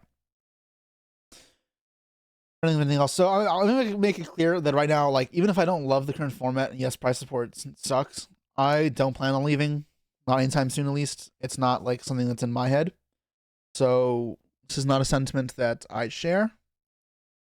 But yeah, I mean, I'll let you guys know.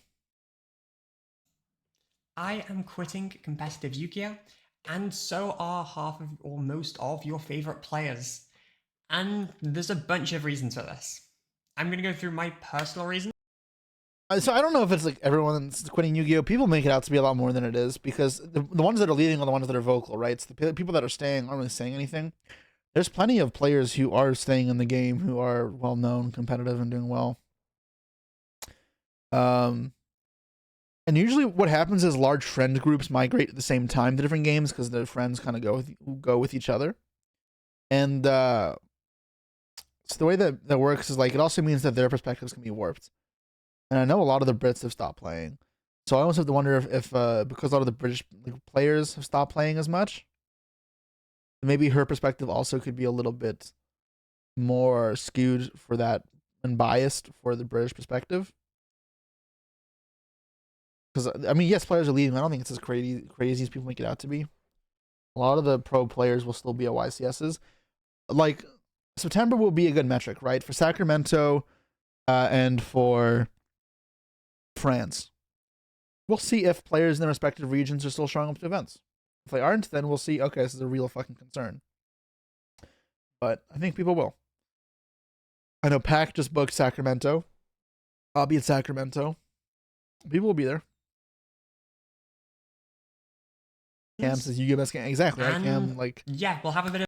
Cam can speak to it as well. Still playing Yu-Gi-Oh! Discussion, because I think there's a lot of things that would need to change to get me back to playing this game. And yeah, I'd like to clarify very quickly. I am still going to be doing content stuff. When I'm back from my little hiatus break, I will be back to doing content, but I will not be attending or competing at events. I will not be at YCS Bologna. I will not be at YCS Lille, and I won't be at any competitive events unless something drastically changes, which I highly, highly doubt. Right, so why is everyone quitting and why am I quitting? I guess I'll go from a personal perspective. I've got a bunch of reasons. I haven't, so this is unscripted, Jess. We're just going raw because I feel like that's the best way to get my perspective across. Let's go through it. So, the direction of game design. I've played for 10 years, and the reason I've played for 10 years is I love this game. Mechanically, it was really complex. The card pool, there was so many interesting things I felt like I could do and discover. And yeah, it excited me. I enjoyed the game a lot. Changed. And I kept playing. And it doesn't excite me anymore. With the way card design is going, increased, more...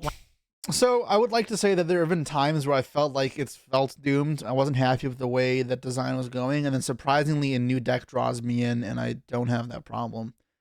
Some examples were adventure format with all the Halka Firex type bullshit cards. I really didn't enjoy that, and I didn't know if I saw a brighter future coming. I really enjoyed Pote though, and even Cashier, which I hated everything besides mirror matches. Thought maybe it won't get better. Then really enjoyed Unchained afterwards. Even Fire King, which is actually, even though it wasn't played by itself, the Snake Eye cards I don't like. Fire King cards are awesome. Those cards are great. I love that. So there still will be well-designed Yu-Gi-Oh decks, and it changes so frequently that even if we have a rough patch, stuff will change. So I'm curious if that opinion will stay the same over a long course of time. I understand it can be rough at points. I've definitely had points where I enjoy the game more or less than other points.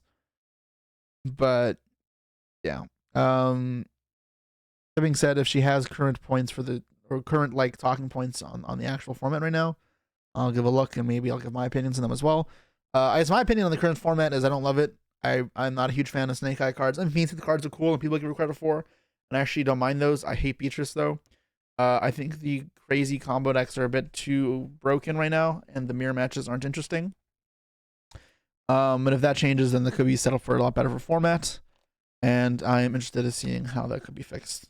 But yeah, right now let's see what she has to say.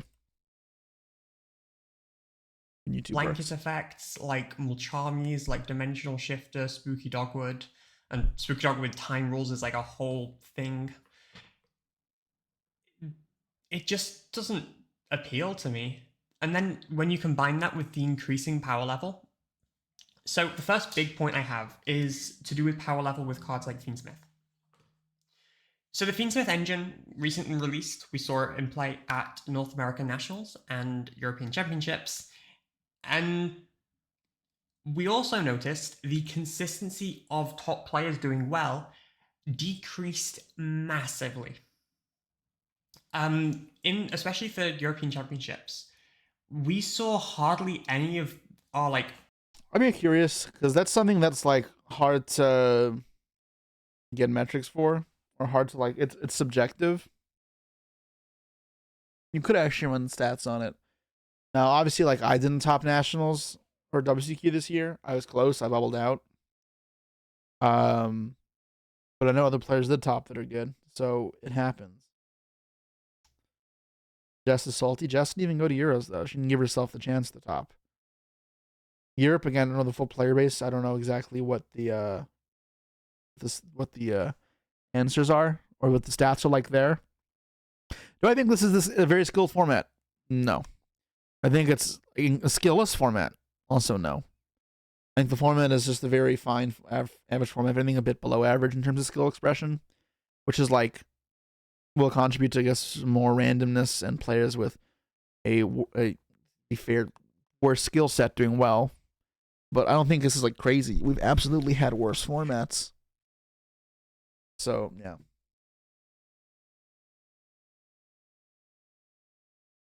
Big top players actually in the top cut of that event. And I think that's because of the power level. Because we have the blanket cards just auto win like Dimensional Shifter.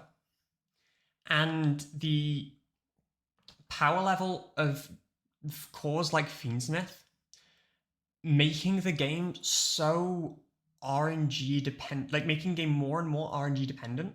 So my biggest problem with this argument is power level isn't isn't a correlation with skill expression.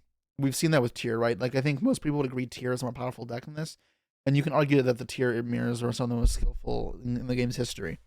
And there's plenty of low-powered old formats where they're not powerful but they aren't skillful, right? How powerful is LOB format, for example?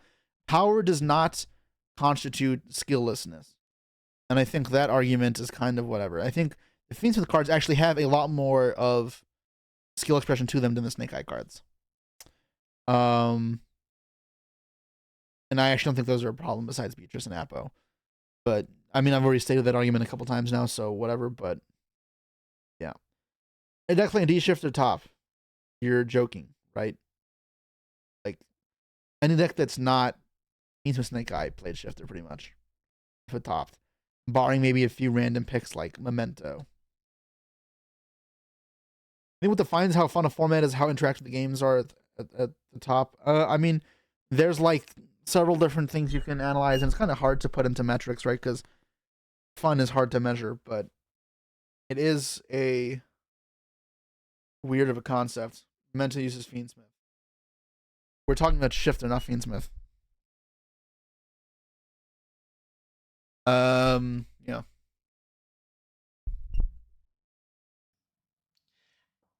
It discourages you from trying as hard, to be honest, or it discourages me from trying as hard, because if you're the more I know.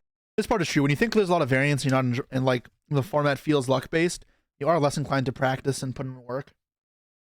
And I felt that way when the adventure synchro stuff, which yeah, I wasn't at the top of my game for sure, but like I wasn't putting much time in because it felt like so unrewarding.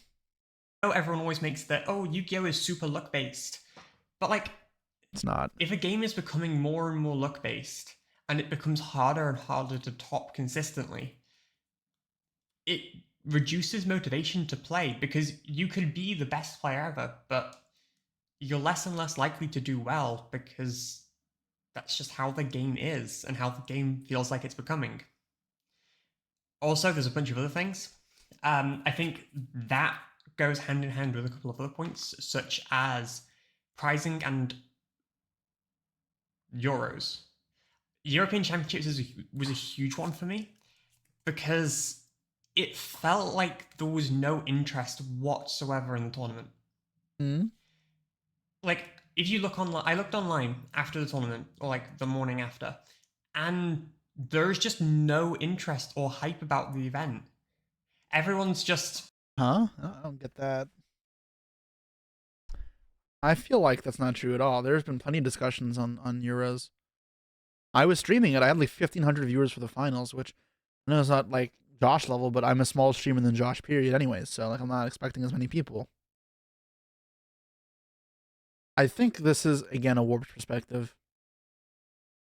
I'll let her keep talking, and I'll type in if I need to. Okay, Shifter will try me. No one, or Fiendsmith stuff. The hype is gone. Especially in comparison to last year, or even not European Championships, even events like YCS Bologna, the hype was just...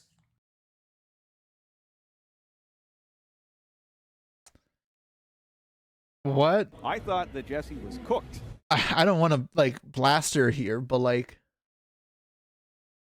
her perspective isn't objective. Last European champion was her. So to her, it of course looks like there's a lot more of a reaction. I think there was plenty of reaction for Euros and Nationals this year, NAWCQ.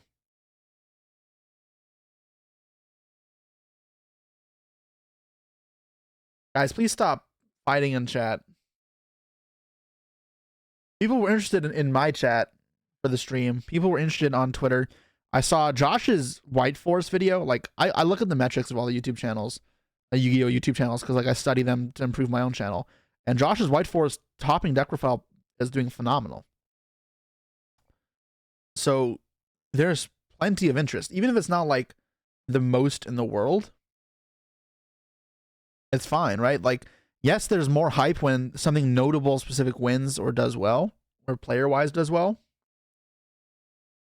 But that doesn't mean there's zero. And I still think there's plenty of people interested from every the events. Yeah, there's some fatigue. Listen, the format's not an all-time high for Yu-Gi-Oh! By any means. This isn't like anything crazy. But also, people saying that there's the Yu-Gi-Oh! Has no interest is also people with very warped perspectives. Yeah, I was at locals last night. There were 16 players. I don't know how big the locals usually is. I haven't been in like years, but 16 players isn't tiny. It was a Wednesday night. You're pretty excited about the direction of the game, even though you don't like the repeated cycle of expensive top deck cards. Yeah, I mean, that's other problems, right? The game is far from perfect, and I'm not ever going to try and say it that way. But also, people finally get sick of something, and they decide it's not for them, which happens. People get bored of a game when they need to take a break. But then they think this is happening to the rest of the world, and the rest of the world shares their opinions. And then it gets kind of weird. Because I don't think she is the, she's not the only person who feels that way, but she's also not with the majority of players. Or she's not looking at the entire big picture, I think. Yeah. There, people were excited about the game. People liked what they saw. And just all the hype and excitement is gone. And on top of that, This sucks because you really can see where she's coming from. Me and Josh aren't exactly objective either. It's your job to stream and make content for the game. Yeah, but if anything, that gives us a more objective view because we see what the casual and what the more average player experiences a lot more often. We share a lot more of your thought of those people's thoughts than the competitive players. As far as income goes, we are more attached to this game. We can't quit without completely changing our profession at this point.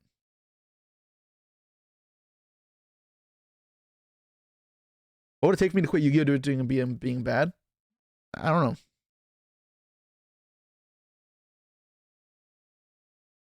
Because this is specifically only for competitive. What any casual wants isn't relevant. But okay, so what, Herman? What point of mine are you refuting then? Because her argument here is that people aren't as interested in the events. Like, the last two European champions are from her friend group. So obviously it's going to seem more impactful to that friend group when one of them wins.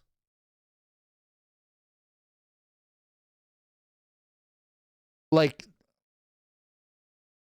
is this... I'm not saying this is anywhere close to the most impactful or most memorable championship wins ever. But it's also not, like, nothing. The quitting sin... Okay, but you can't start an argument with me and not be actually attacking the argument that I'm making. Okay, but Herman, why are you piping in to a conversation that we're not having right now? I'm specifically talking about her argument. I'm not saying people aren't quitting. I'm not saying they don't have a reason to quit. I don't get your point then. Like, what are you trying to argue with? What's the argument here?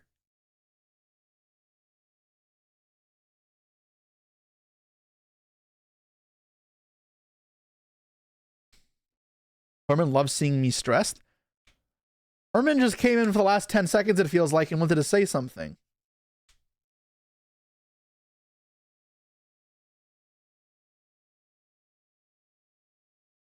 Format is poo-poo pee-pee water. I don't like the format either that much. I don't feel it's that bad, but I don't like it either.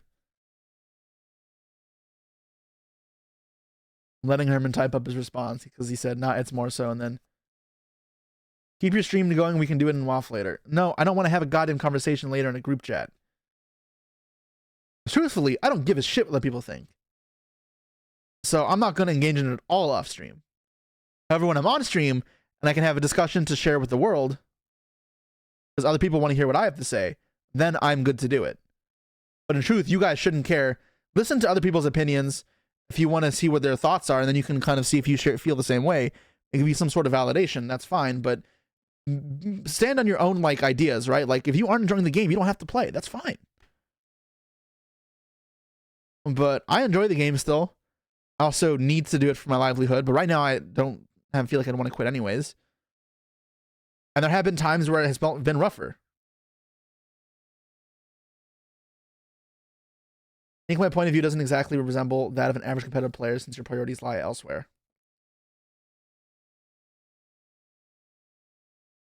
Sure. It's in my interest to think it's not going downhill. No, actually, I make way more money on YouTube videos where I scream, Yu-Gi-Oh is dying! Yu-Gi-Oh is dying! So actually, you could argue it's better for me to have drama and say things going downhill.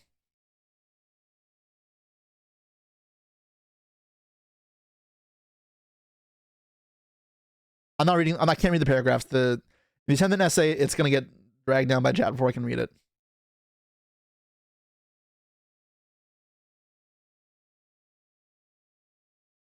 Like, I understand how frustrating it looks seeing other games have better pricing. If that's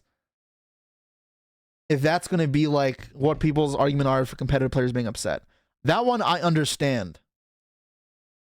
And it forced me to analyze why am I playing this game. But the answer is that's never changed. It's now just something that looks prettier. And if the money becomes appealing and you still have fun playing those other card games, then yeah, I mean, do that. I don't blame you. But for me, if I play another game, I still much prefer Yu-Gi-Oh! In terms of playing wise. And I wasn't ever playing Yu-Gi-Oh! For the money, so I have to just say, F it, I can play both games. Maybe a scale back competitive Yu-Gi-Oh! And I just do Yu-Gi-Oh! For more fun. And then I play other games aside for money. And that's kind of what I did with One Piece a little bit in spring.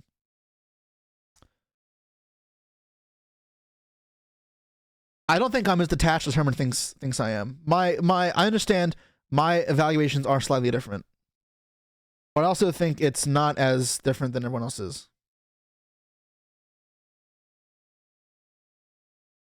The game has an issue? The game has always had issues, though. My problem is this is not something new. We've all had these arguments for years. I remember at Worlds in 2018, before we even had Alt Arts and whatever, and these other games of One Piece doing well, sitting down with some of the Konami employees at Worlds, because we couldn't have any of the dinner. Ryan was allergic. Ryan Levine did a lot of the food, and they had all pork dishes, so I couldn't eat. And I remember two of the Konami employees took us out to dinner afterwards and bought us food somewhere else because we couldn't eat anything in the welcome dinner they had at Worlds. And I remember we were just talking, and me and Ryan, like close friends, we talked for a while as well on like ideas to help, and we were pitching ideas for, hey, these things could help. But nothing happens. Nothing has happened. And it's not entirely for the fault of those employees. But it's, yeah. Like, it's just not new problems, right? So like, either you like Yu-Gi-Oh! In spite of the problems. I just don't see the point in bitching, right? Like, all that negativity doesn't feel like it goes anywhere, especially when I was already playing this game and I still played it despite those problems anyways. I wish it would get better in some of these things. But yeah. You say 90% of everyone I know who plays this game in high competitive level in Europe has straight up quit. Oh, Europe is in a way worse spot than me as well. So it's a bit harder for me to envision Europe as well, and I'll give you that much. My view is not as good for Europe. Because your events just don't fucking exist. Europe is in a way worse spot than the rest of the world. That one is entirely like a different story, right? Like,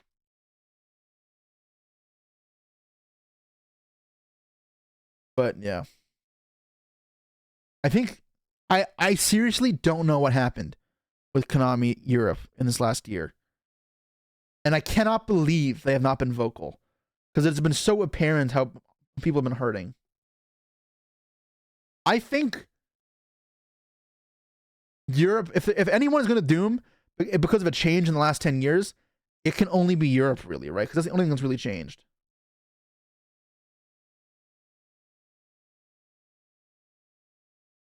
But the thing is, now we have 2 European events back. We'll see if this continues. I wish Konami would just say, hey, we had a venue fall out in the spring. We couldn't do our scheduled European event. I'm not saying this is what happened. I'm saying what if it was. And we could not find another venue. But Yu-Gi-Oh! We can still support via opens and such. That communication is something Konami doesn't do. And yeah, I mean, that's part of the issue as well. But like, yeah, I know Konami Europe has been a mess in the last year. Lack of communication has been rough. There's no money left for Konami Europe. That's a problem in itself.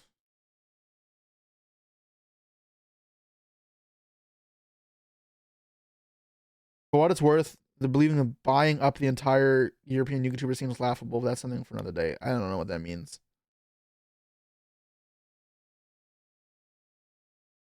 Just want Konami to take over the European scene. It is just a different section of Konami. It's still Konami Europe.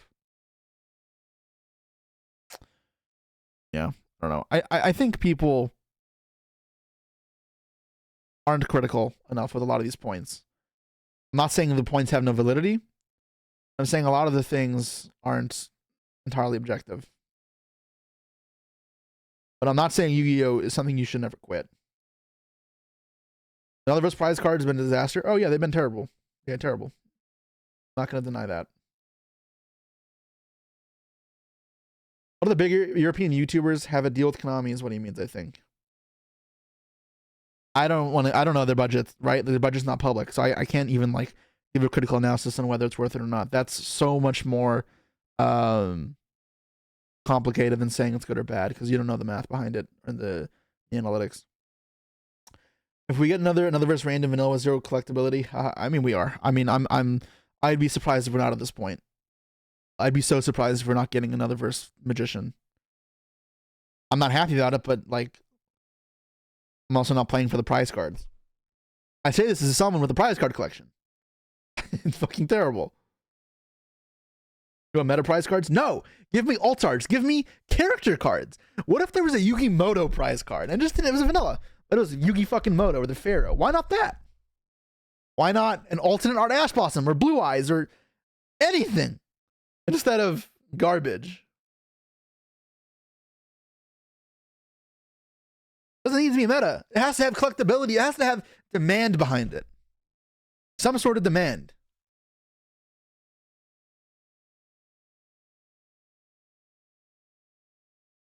Because people are going to complain about the price issue in the game, which is valid. I'm not saying it isn't. But if they're going to complain about the price issue, you can't then have OP prize cards, because then those prize cards become $1,000. Even if they're not staples. Like the Chaos Emperor Dragon prize card in Thunder was a card you would absolutely play if you had it. But it was $1,000 or more. That's fucking rough. You shouldn't have that. That's fine. I don't want them to have that. Give out prize cards to all the Top Cut and change how they work. Make multiple prize cards per season and in different rarities then. And then you can spread it out to where there's better ones that are more top end heavy. And players can still get something decent for top 2 or whatever. And you make it something a lot more impactful. I don't do another risk cards, these anime girls. Okay, this is, yeah, sure. I guess. Glutonia's troll. Another is Dragon's a dragon, I guess, which is neat, but whatever. Alt-art prize cards would be sick. Make a special rarity for prize cards. There are things you can do. Give out special tournament packs, which have Starlight Rare, which will only just be like a Starlight. The pack is, say it's you get a YCS pack. And inside of it is a QCR from the latest set. And for topping, you get like 2 or 3 packs. And then, or a certain number of packs. And then the further you get in Top Cut, the more packs you get. What would that cost them? Not much. Would it destroy the market? Probably not that much. It maybe price them down a little bit, but not that much. And would give players some actual value in their winnings, as well as some collectability. That's also another option you could do. There are plenty of options to fix things. I don't expect it to happen, and I'm not on that side at all.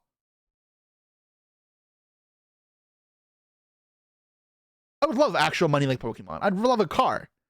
I have to be reasonable. I have to make sure the economy can handle it, economy's budget can handle it, and then actually be desirable. And it's not going to ever be perfect. It's not going to be insane. If the IP doesn't demand as much of a drive in price as something like OP, then fine. But we can still get way more than a vanilla that's only top 3. They can still do way more than a playmat for top 32. Without a doubt. Without breaking the bank.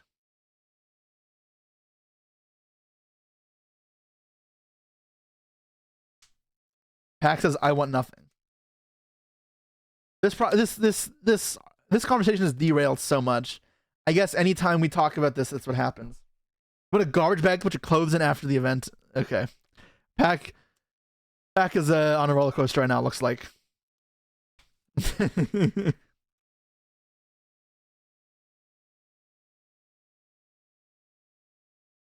Konami could do so much more, but they don't.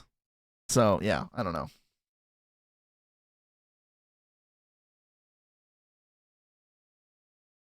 Spent thousands on surfboards and fishing poles. Why does it need to be something to win in a hobby you do for fun?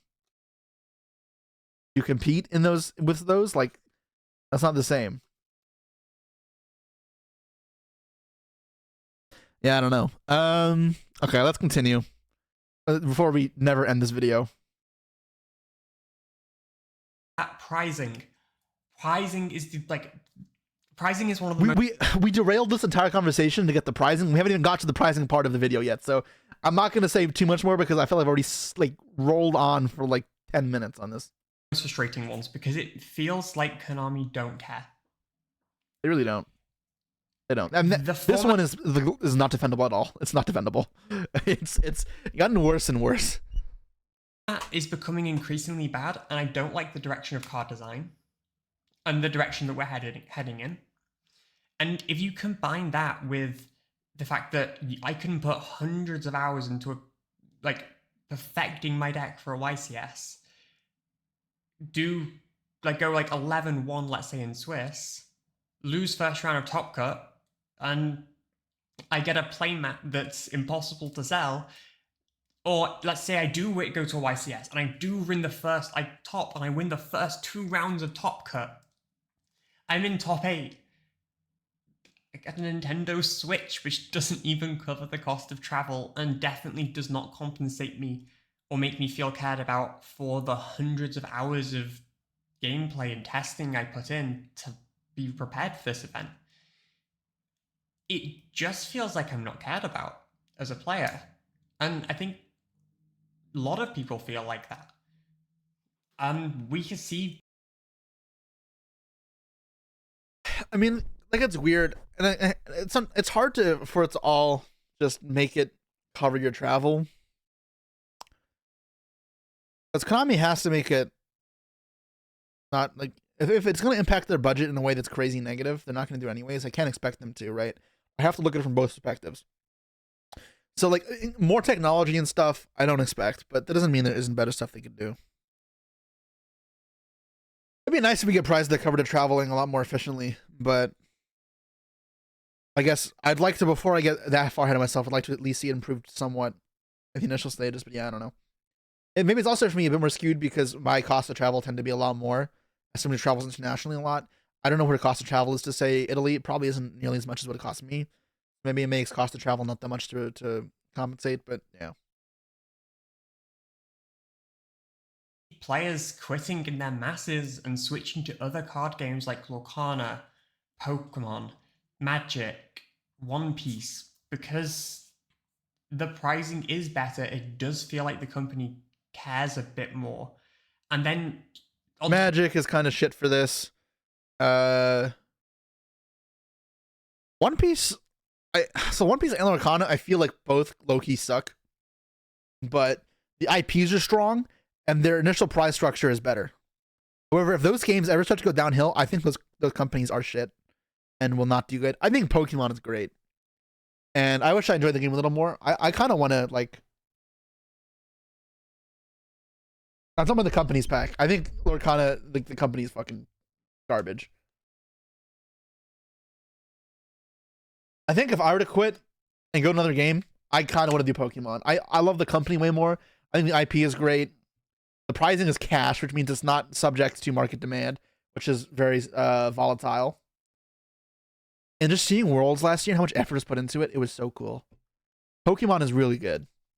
And if there's a game I have admiration for, it's actually Pokemon, not the others. But Yu-Gi-Oh! Is still terrible. I'm not defending Yu-Gi-Oh! I just think like a lot of the other games also suck. I think Pokemon's just like the best out of them. Top of that, even outside of pricing, you have things like Hold on, Pax said you can play both. Promote their world championships. Pause, or is YouTube not going to work? Like world championships. God, YouTube is terrible. You play both. It's so hard to play both and keep up. You haven't done it for a while, Pack. Play for a while when a new format rolls around, and you'll realize it is fucking hard to keep up while also working and doing everything else. I said if I won Worlds, I would probably stop playing competitive Yu-Gi-Oh! As much and spend a year trying to qualify for Poke Worlds. And see where that takes me. And I'd still play Yu-Gi-Oh! But Yu-Gi-Oh! Would be more casual. I'd only go to NAYCSs. And I would do content still. But I would do a lot more Pokemon. It's hard, but fucksy. Pack! Don't you remember before Nationals when you grinded super hard and then you got sick for a week and like literally passed out of your desk or something? Like, bro, you were not well because you worked too hard. I actually prefer TCG, but VHC is cool too. Pack literally drove himself into exhaustion because he doesn't sleep. Pack is an idiot. Crazy good work ethic, but also an idiot. Players like more with like the Worlds decks, post Worlds, Magic have the Hall of Fame, and just systems like that where it feels like you're encouraged to be competitive. And in Yu-Gi-Oh! It feels like you're not encouraged to be competitive because you're not rewarded for being good at the game. Like, they don't care if you're good at the game. Like, I guess one of the examples that pushes it for me is I topped the World Championships last year. I made top 8 and then lost first round. Yeah, I've also top 8 of the World Championship. Yeah, she's gonna say it. I'm gonna let her say it. I walked out empty-handed. No prizes for top 8 of the World Championship is so fucked. And I've been there. I was first in Swiss. And I was feeling myself, and I bricked twice in top 8, and I was so mad. And then there's no prizing as well. Holy shit. That shit fucking blows. That is more on the prize support issue, but like that is also just a why? Why is it like that, Konami type thing? Like,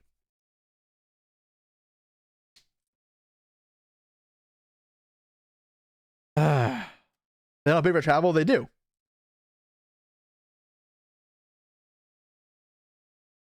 You see the Nerd Factor tweet on prizing? No. A lot of games don't really support their best players though. Magic does a good job of it. I'm not sure Pokemon does, but I think Konami doesn't want to do that because it's not in the spirit of the game, they say. I don't like that as an excuse, but I understand that more than other things. That doesn't excuse the shit prizing when there are ways to do that without making it cash or anything actually expensive. To be fair, titles meant more in the past as well. That's not true. That's just your perspective as well. People still care.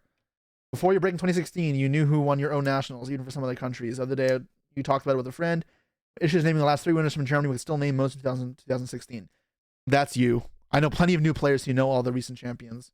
Because those are the people who come up to me as like fans. And they know all these new players. Like, I've seen it first-handedly. That just means it's the newer players getting into the game. That part doesn't matter. There's still a lot of pride behind that. It doesn't mean shit. But yeah. As an internal traveler for events, you'd love to hear any of your favorite travel tips. Another discussion for another day. The Q&A is done for now. We're focusing on this. Ask me later. Not a good time.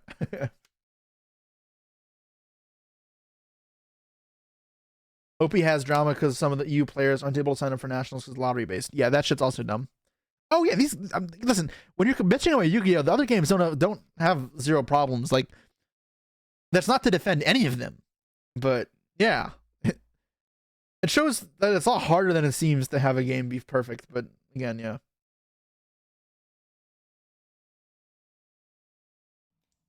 I made it to the highest level. If you can make it to the highest level of the game, and then top the event at the highest level of the game and walk out empty-handed, it does leave a bit of a sour taste about how the company cares about their players.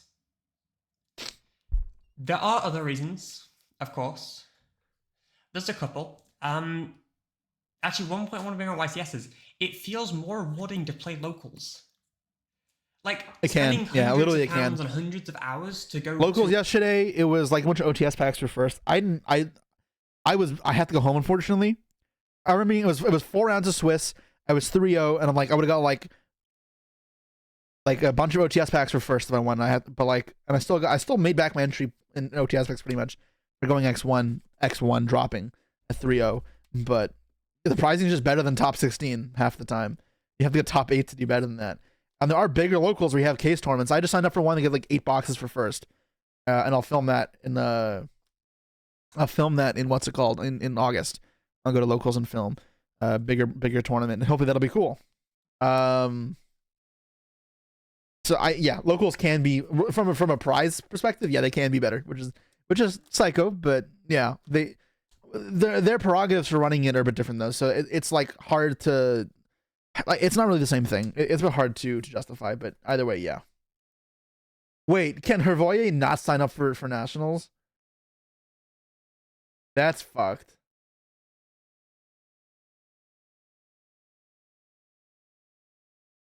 to a YCS. Top and Armin, yes, I know Hervoye. You don't have to tell me. Remember, I played One Piece with those guys. I know them better. I know them solidly. He coached me to get good. He got second at Worlds. Yeah, he was the one coaching me before my tournament back in April. where I could go to a 10-man locals, and it feels more rewarding to do well at that because of the pricing. Like, Depends on locals. Some locals are dog shit, but yeah. That sounds ridiculous. That coming top 32 in a 2,500 player event feels worse than getting first at a 10-man event.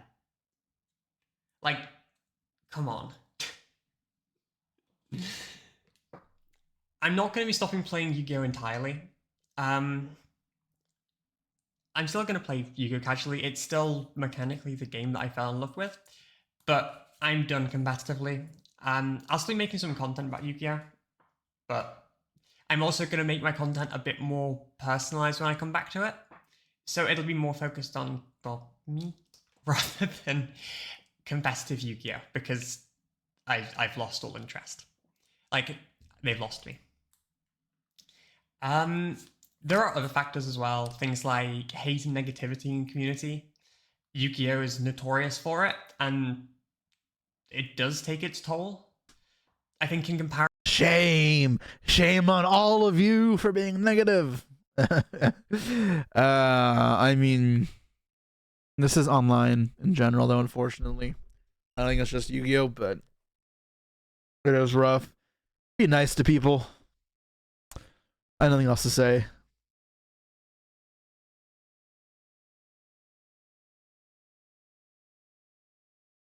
Comparison to the content creator thing, like Yu-Gi-Oh! Fan. Other card games just feel more well. She probably gets a lot more shit as well because she's trans. Unfortunately, like that's just the reality of it. Players, I don't get me wrong. I love the Yu-Gi-Oh! Community, and like I have had an amazing year, and I'm super grateful to everyone who supported me and my community. But yeah, seeing the general negativity within Yu-Gi-Oh! Is another discouraging factor. It's part of also why I don't like I try and avoid posting Yu-Gi-Oh!'s Demon videos, even if I think they do good on the channel. it really feels like it spreads negativity, and I don't like doing that. I really don't like doing that. It won't stop me from not sharing my opinions either when I am feeling a negative fashion, but I try and avoid it. Yeah. This is so laggy. But yeah, so to conclude, design and cards becoming so powerful that the game is becoming more and more RNG dependent, and players are able to top less consistently. Add to that pricing so you're not encouraged to top in the first place, and just generally being, like you're not being encouraged to do well in the first place. The combination of those factors, and then it feels more rewarding to enter locals. That is the reason that myself and many, many Yu-Gi-Oh players are just leaving the game. And I think, although Yu-Gi-Oh has always had these dooming moments where it's like, oh, the game's over, Links are gonna kill the game. I don't think right now is going to kill the game. But I think irreparable damage has already been done to the player base. Like, I thought I'd always be like the last man standing for Yu-Gi-Oh, because even when people were dooming about other factors, I still love the game, but they've gotten me. All right. See, that there is some point that I wanted to bring up. So she's played for 10 years, she said. I've played for 20. So as the old man here, I've seen so many players come and go. People who doomed before oftentimes did leave. There are plenty of players, pro players included, players you'd seen topping, stopped playing at Lynx, stopped playing with Zoo, like they promised. New players come in to fill their shoes. New players start doing well. New waves of the next generation. That does happen. And it's rare for people to stay with it that long. I feel like I'm one of the few peoples that have stuck with it forever. So, could this be more of a larger exodus than before? Potentially. I don't have the numbers, so I can't comment on if it's not or it is. But there have been times where players have left and they've meant it. But it's also not really been the biggest issue, right? Like, I think of many players who I know that have been very good, high credentials, and very strong in the generations who have left. And they did actually leave. And maybe they came back later at a more casual point. But yeah.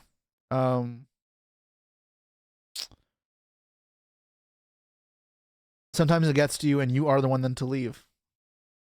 So I do wonder if it's more of that happening. And we'll see the new cycle of players start to come in.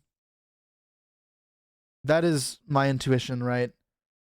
After 20 years or so of watching it all happen in the game.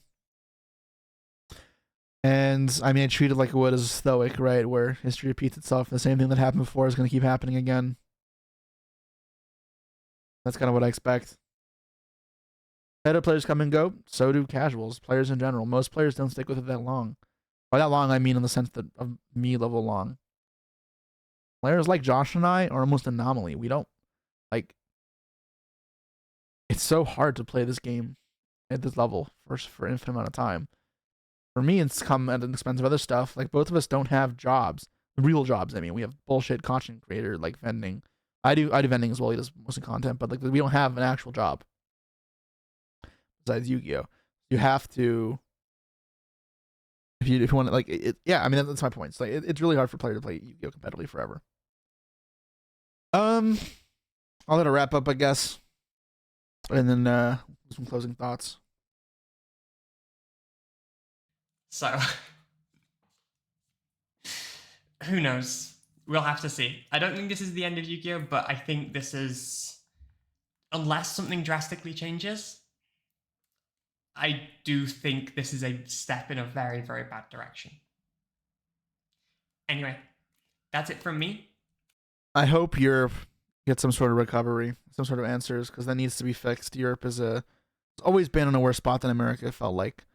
and it's just been exacerbated now. I hope she gets her spark back in terms of enjoying from the game. New format changes her opinions. But again, otherwise, make sure you go like and subscribe. Appreciate that she gave us some content. I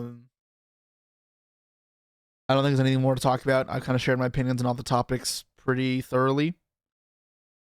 This has gone on for almost an hour now, maybe an hour at this point. So, yeah. Who needs more negativity, right? I think we are good with that for now. So, I'm wondering if I should do the 2015 recap now. I know I said I would do the 2015 recap, but for one, we're 2.5 hours almost into the stream. And I don't really want to stream for 3 more hours, because that video will take a while. But also, if YouTube is crapping itself, I really don't want to have it lag as I'm pausing every 5 minutes or 10 minutes or whatever to chime in a point. So unfortunately, I think, yes, we'll get to it. I will do the react. I promise I'll do it. I promise. Reactception will return. It's just, I think this might not be the day. I think this might not be the day. So what other reacts can we do that are not going to be forcing us to sit here for 3 hours? Because I do have other stuff to do today. I do have more obligations. Pages and responding. YouTube. Fucking awesome. Of course. MBT video? MBT came up to me at Nationals. Is it, hey, aren't you that React YouTuber? Yep. Thank you, MBT.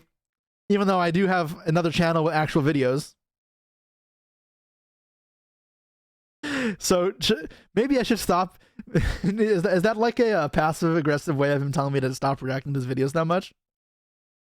Or is it, no, don't say jackass. Or is he teasing me? What do you guys think? Was he? I'm inclined to think he's just teasing me. And he does the same thing. I'm pretty sure he's teasing me. Yeah. He also just subbed to the channel 30 minutes ago. So I'm pretty sure he's just teasing me. His channel is nothing but React content? That's not true either. That's the same thing he'd say to me, right? Like, he has an actual YouTube where it's not React content, right? Watch deck profiles? I don't watch deck profiles. That sounds terrible. Behind the scenes drama Lampy? No, an hour. I'm not watching an hour-long video. I was like a podcast, right? Yeah, it's the pod. I don't want to watch a podcast. No one takes MBT less seriously than MBT. That's a good way to treat yourself. You know what? Like that's good. I respect that. Top 10 rated deck lists on Master Duel. That's a good one. Let's look at that. What's it called? Master Duel meta? Season 31, top 10 rating deck list. This is great. The first place, rating, okay, I don't know what that says, but branded. So Brandon got first. No puppet, looks like. Wow, this looks like a mess. One draw for the crossout. How many cards? 60, right? Like, yeah, 60 cards. Nib, Yama, 2 Ash. Jesus. Mag. Iris Sword Saw. Branded Sword Duplication. 2 This looks terrible. I really don't like this list. What the fuck? I don't like hand traps in this deck to begin with. I'd probably cut the hand traps besides maybe Ash. I'd probably cut Ash too. I'd probably keep Ash, I guess. I keep Maxi, obviously. Gamma's fine to keep. Cut the Droll, the Veiler, the Nib. And the Imperms, unless you want to keep one of each for cross out. No one plays Droll. I wouldn't play Droll. Play 3 of these. Play 3 of these, probably. I don't know if you need Mag anymore. This card probably terrible. Yeah, not great. Extra deck, Anaconda, whatever. I don't know the extra deck that well. No way Sprite is second. Oh, second, third. Okay. Expected to be branded. Crazy. How the fuck did Sprite get third? Oh, I pitched this deck in one of my group chats for testing for Master Duel Worlds, and then we tested it and we're like, wow, this deck is fucking awful.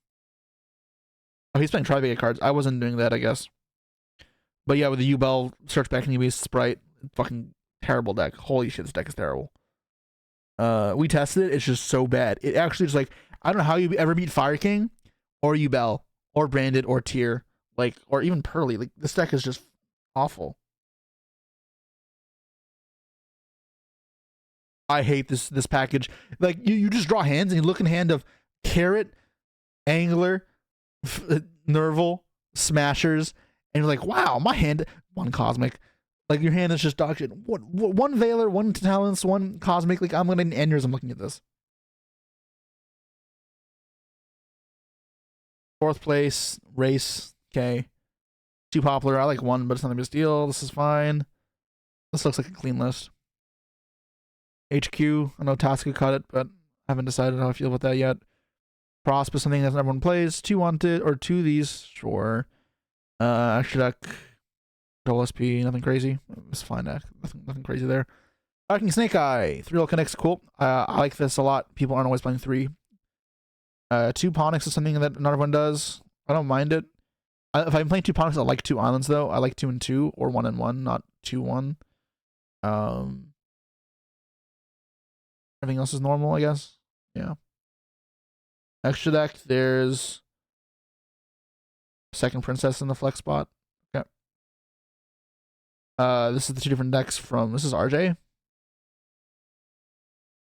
Yeah, I saw this is RJ's decks. I like the 2 Pain and oh, it's not RJ's deck then.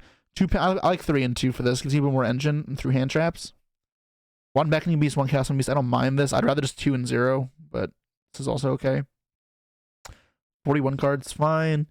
This deck looks okay, right? Emperor and Gam. I like Gam in this deck a lot as well. And then this deck. Is this the same deck list? No, it's not. I don't like this card. His Play Sword as well. 1 Evenly. What the fuck is people doing that? 1 Cosmic. Then 2 Veiler, 2 Gamma, 3 Ash. There's 3 Trust at least. Wait, did this deck not play High Spirits? Oh, it did. Okay. 1 for Thrust. 1 Cosmic Cyclone for Thrust. Is that the is that what everyone's doing? Thrust for Cosmic Cyclone?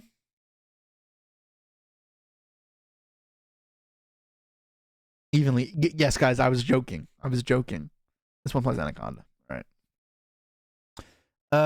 Okay, we got Snake Eye Fire King. Yeah, 2 all connects here. I like 3 of this card. So one of these, some more light on the engine. I think the 1 Talents. There's so much random one-ofs in these decks. Cash cards. Okay, I think these are cool. I wanted to test these. These cards are really broken. U-Bell. Yep, deck's good. I think 2-1. 3-2. This is RJ's deck? Oh, this is RJ. Okay. This deck was solid. I like the RJ's deck. Yeah. I don't like this, but everything else. This is like fine hand trap, whatever. 1 Nib is cross out, I guess. Veiler and Perm. I like Gamma in the deck probably over these, but I'd probably put like place these with Gammas, but that's it. Tier. So this is the 40 card tier deck? Yeah, 40. You play 40 or 50 or 60. There's different versions. But 40, I don't like the horse cards. Okay, Super Poly. I don't like Super Poly right now though. Not very good. He's playing this for Super Poly, which I think makes sense. What does this do again? Try 1 of your Vanish cards, add it to your hand. Oh no, special water from the deck. 1 of your opponent's banished cards. And so what's the point of this?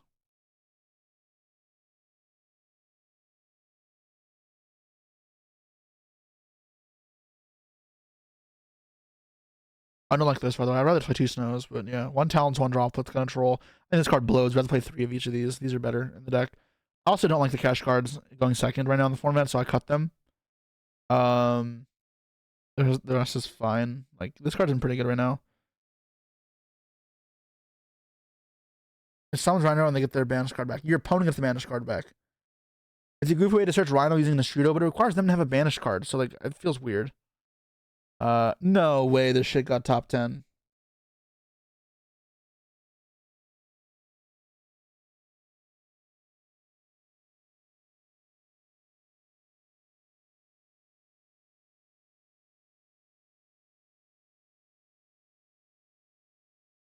Huh?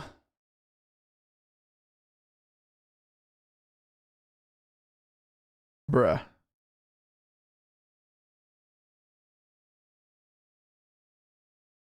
Fucking crazy. Been a Lance. Thanks for Imperm.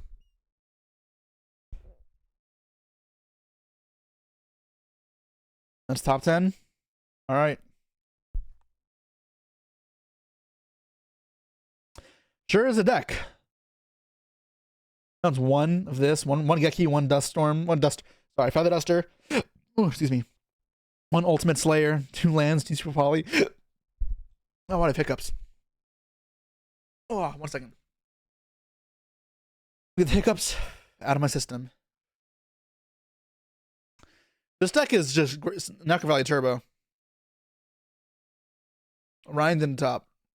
Ryan's been busy with other stuff.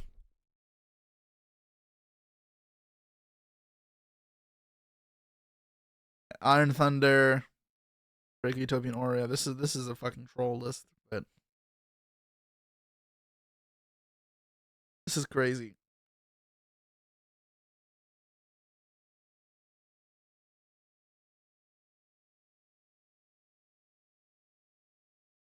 Okay.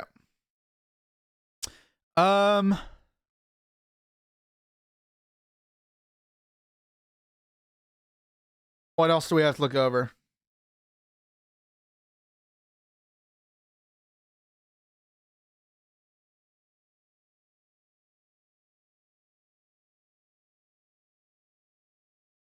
Mashable meme review.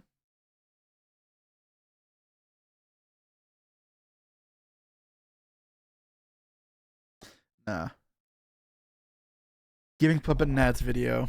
Nah. I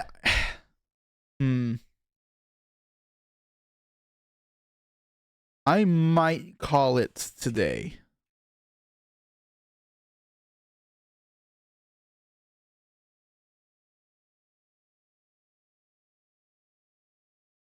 React to Josh reacting to Vlad. I think I'm gonna call it for today. I know it's a bit early, but I have a lot of stuff to do on my list of stuff. Of my errands to do. So pardon that. I'll be back again tomorrow at noon. And I'll do the react assuming YouTube works. I promise we'll do it. This video where MBT interviews a game designer. Let's do it tomorrow. I'm kind of have a bit of a headache, to be honest. I'm not gonna lie. Yeah, you guys give me a headache with all the aggravation. So I think I'll catch you all tomorrow. Okay, sure. We'll do that. We'll watch that tomorrow then. Okay. So apologies, but it'll be a bit early. Have a good one. Let's put on some Elton John. All right, that's good. All right, peace, guys.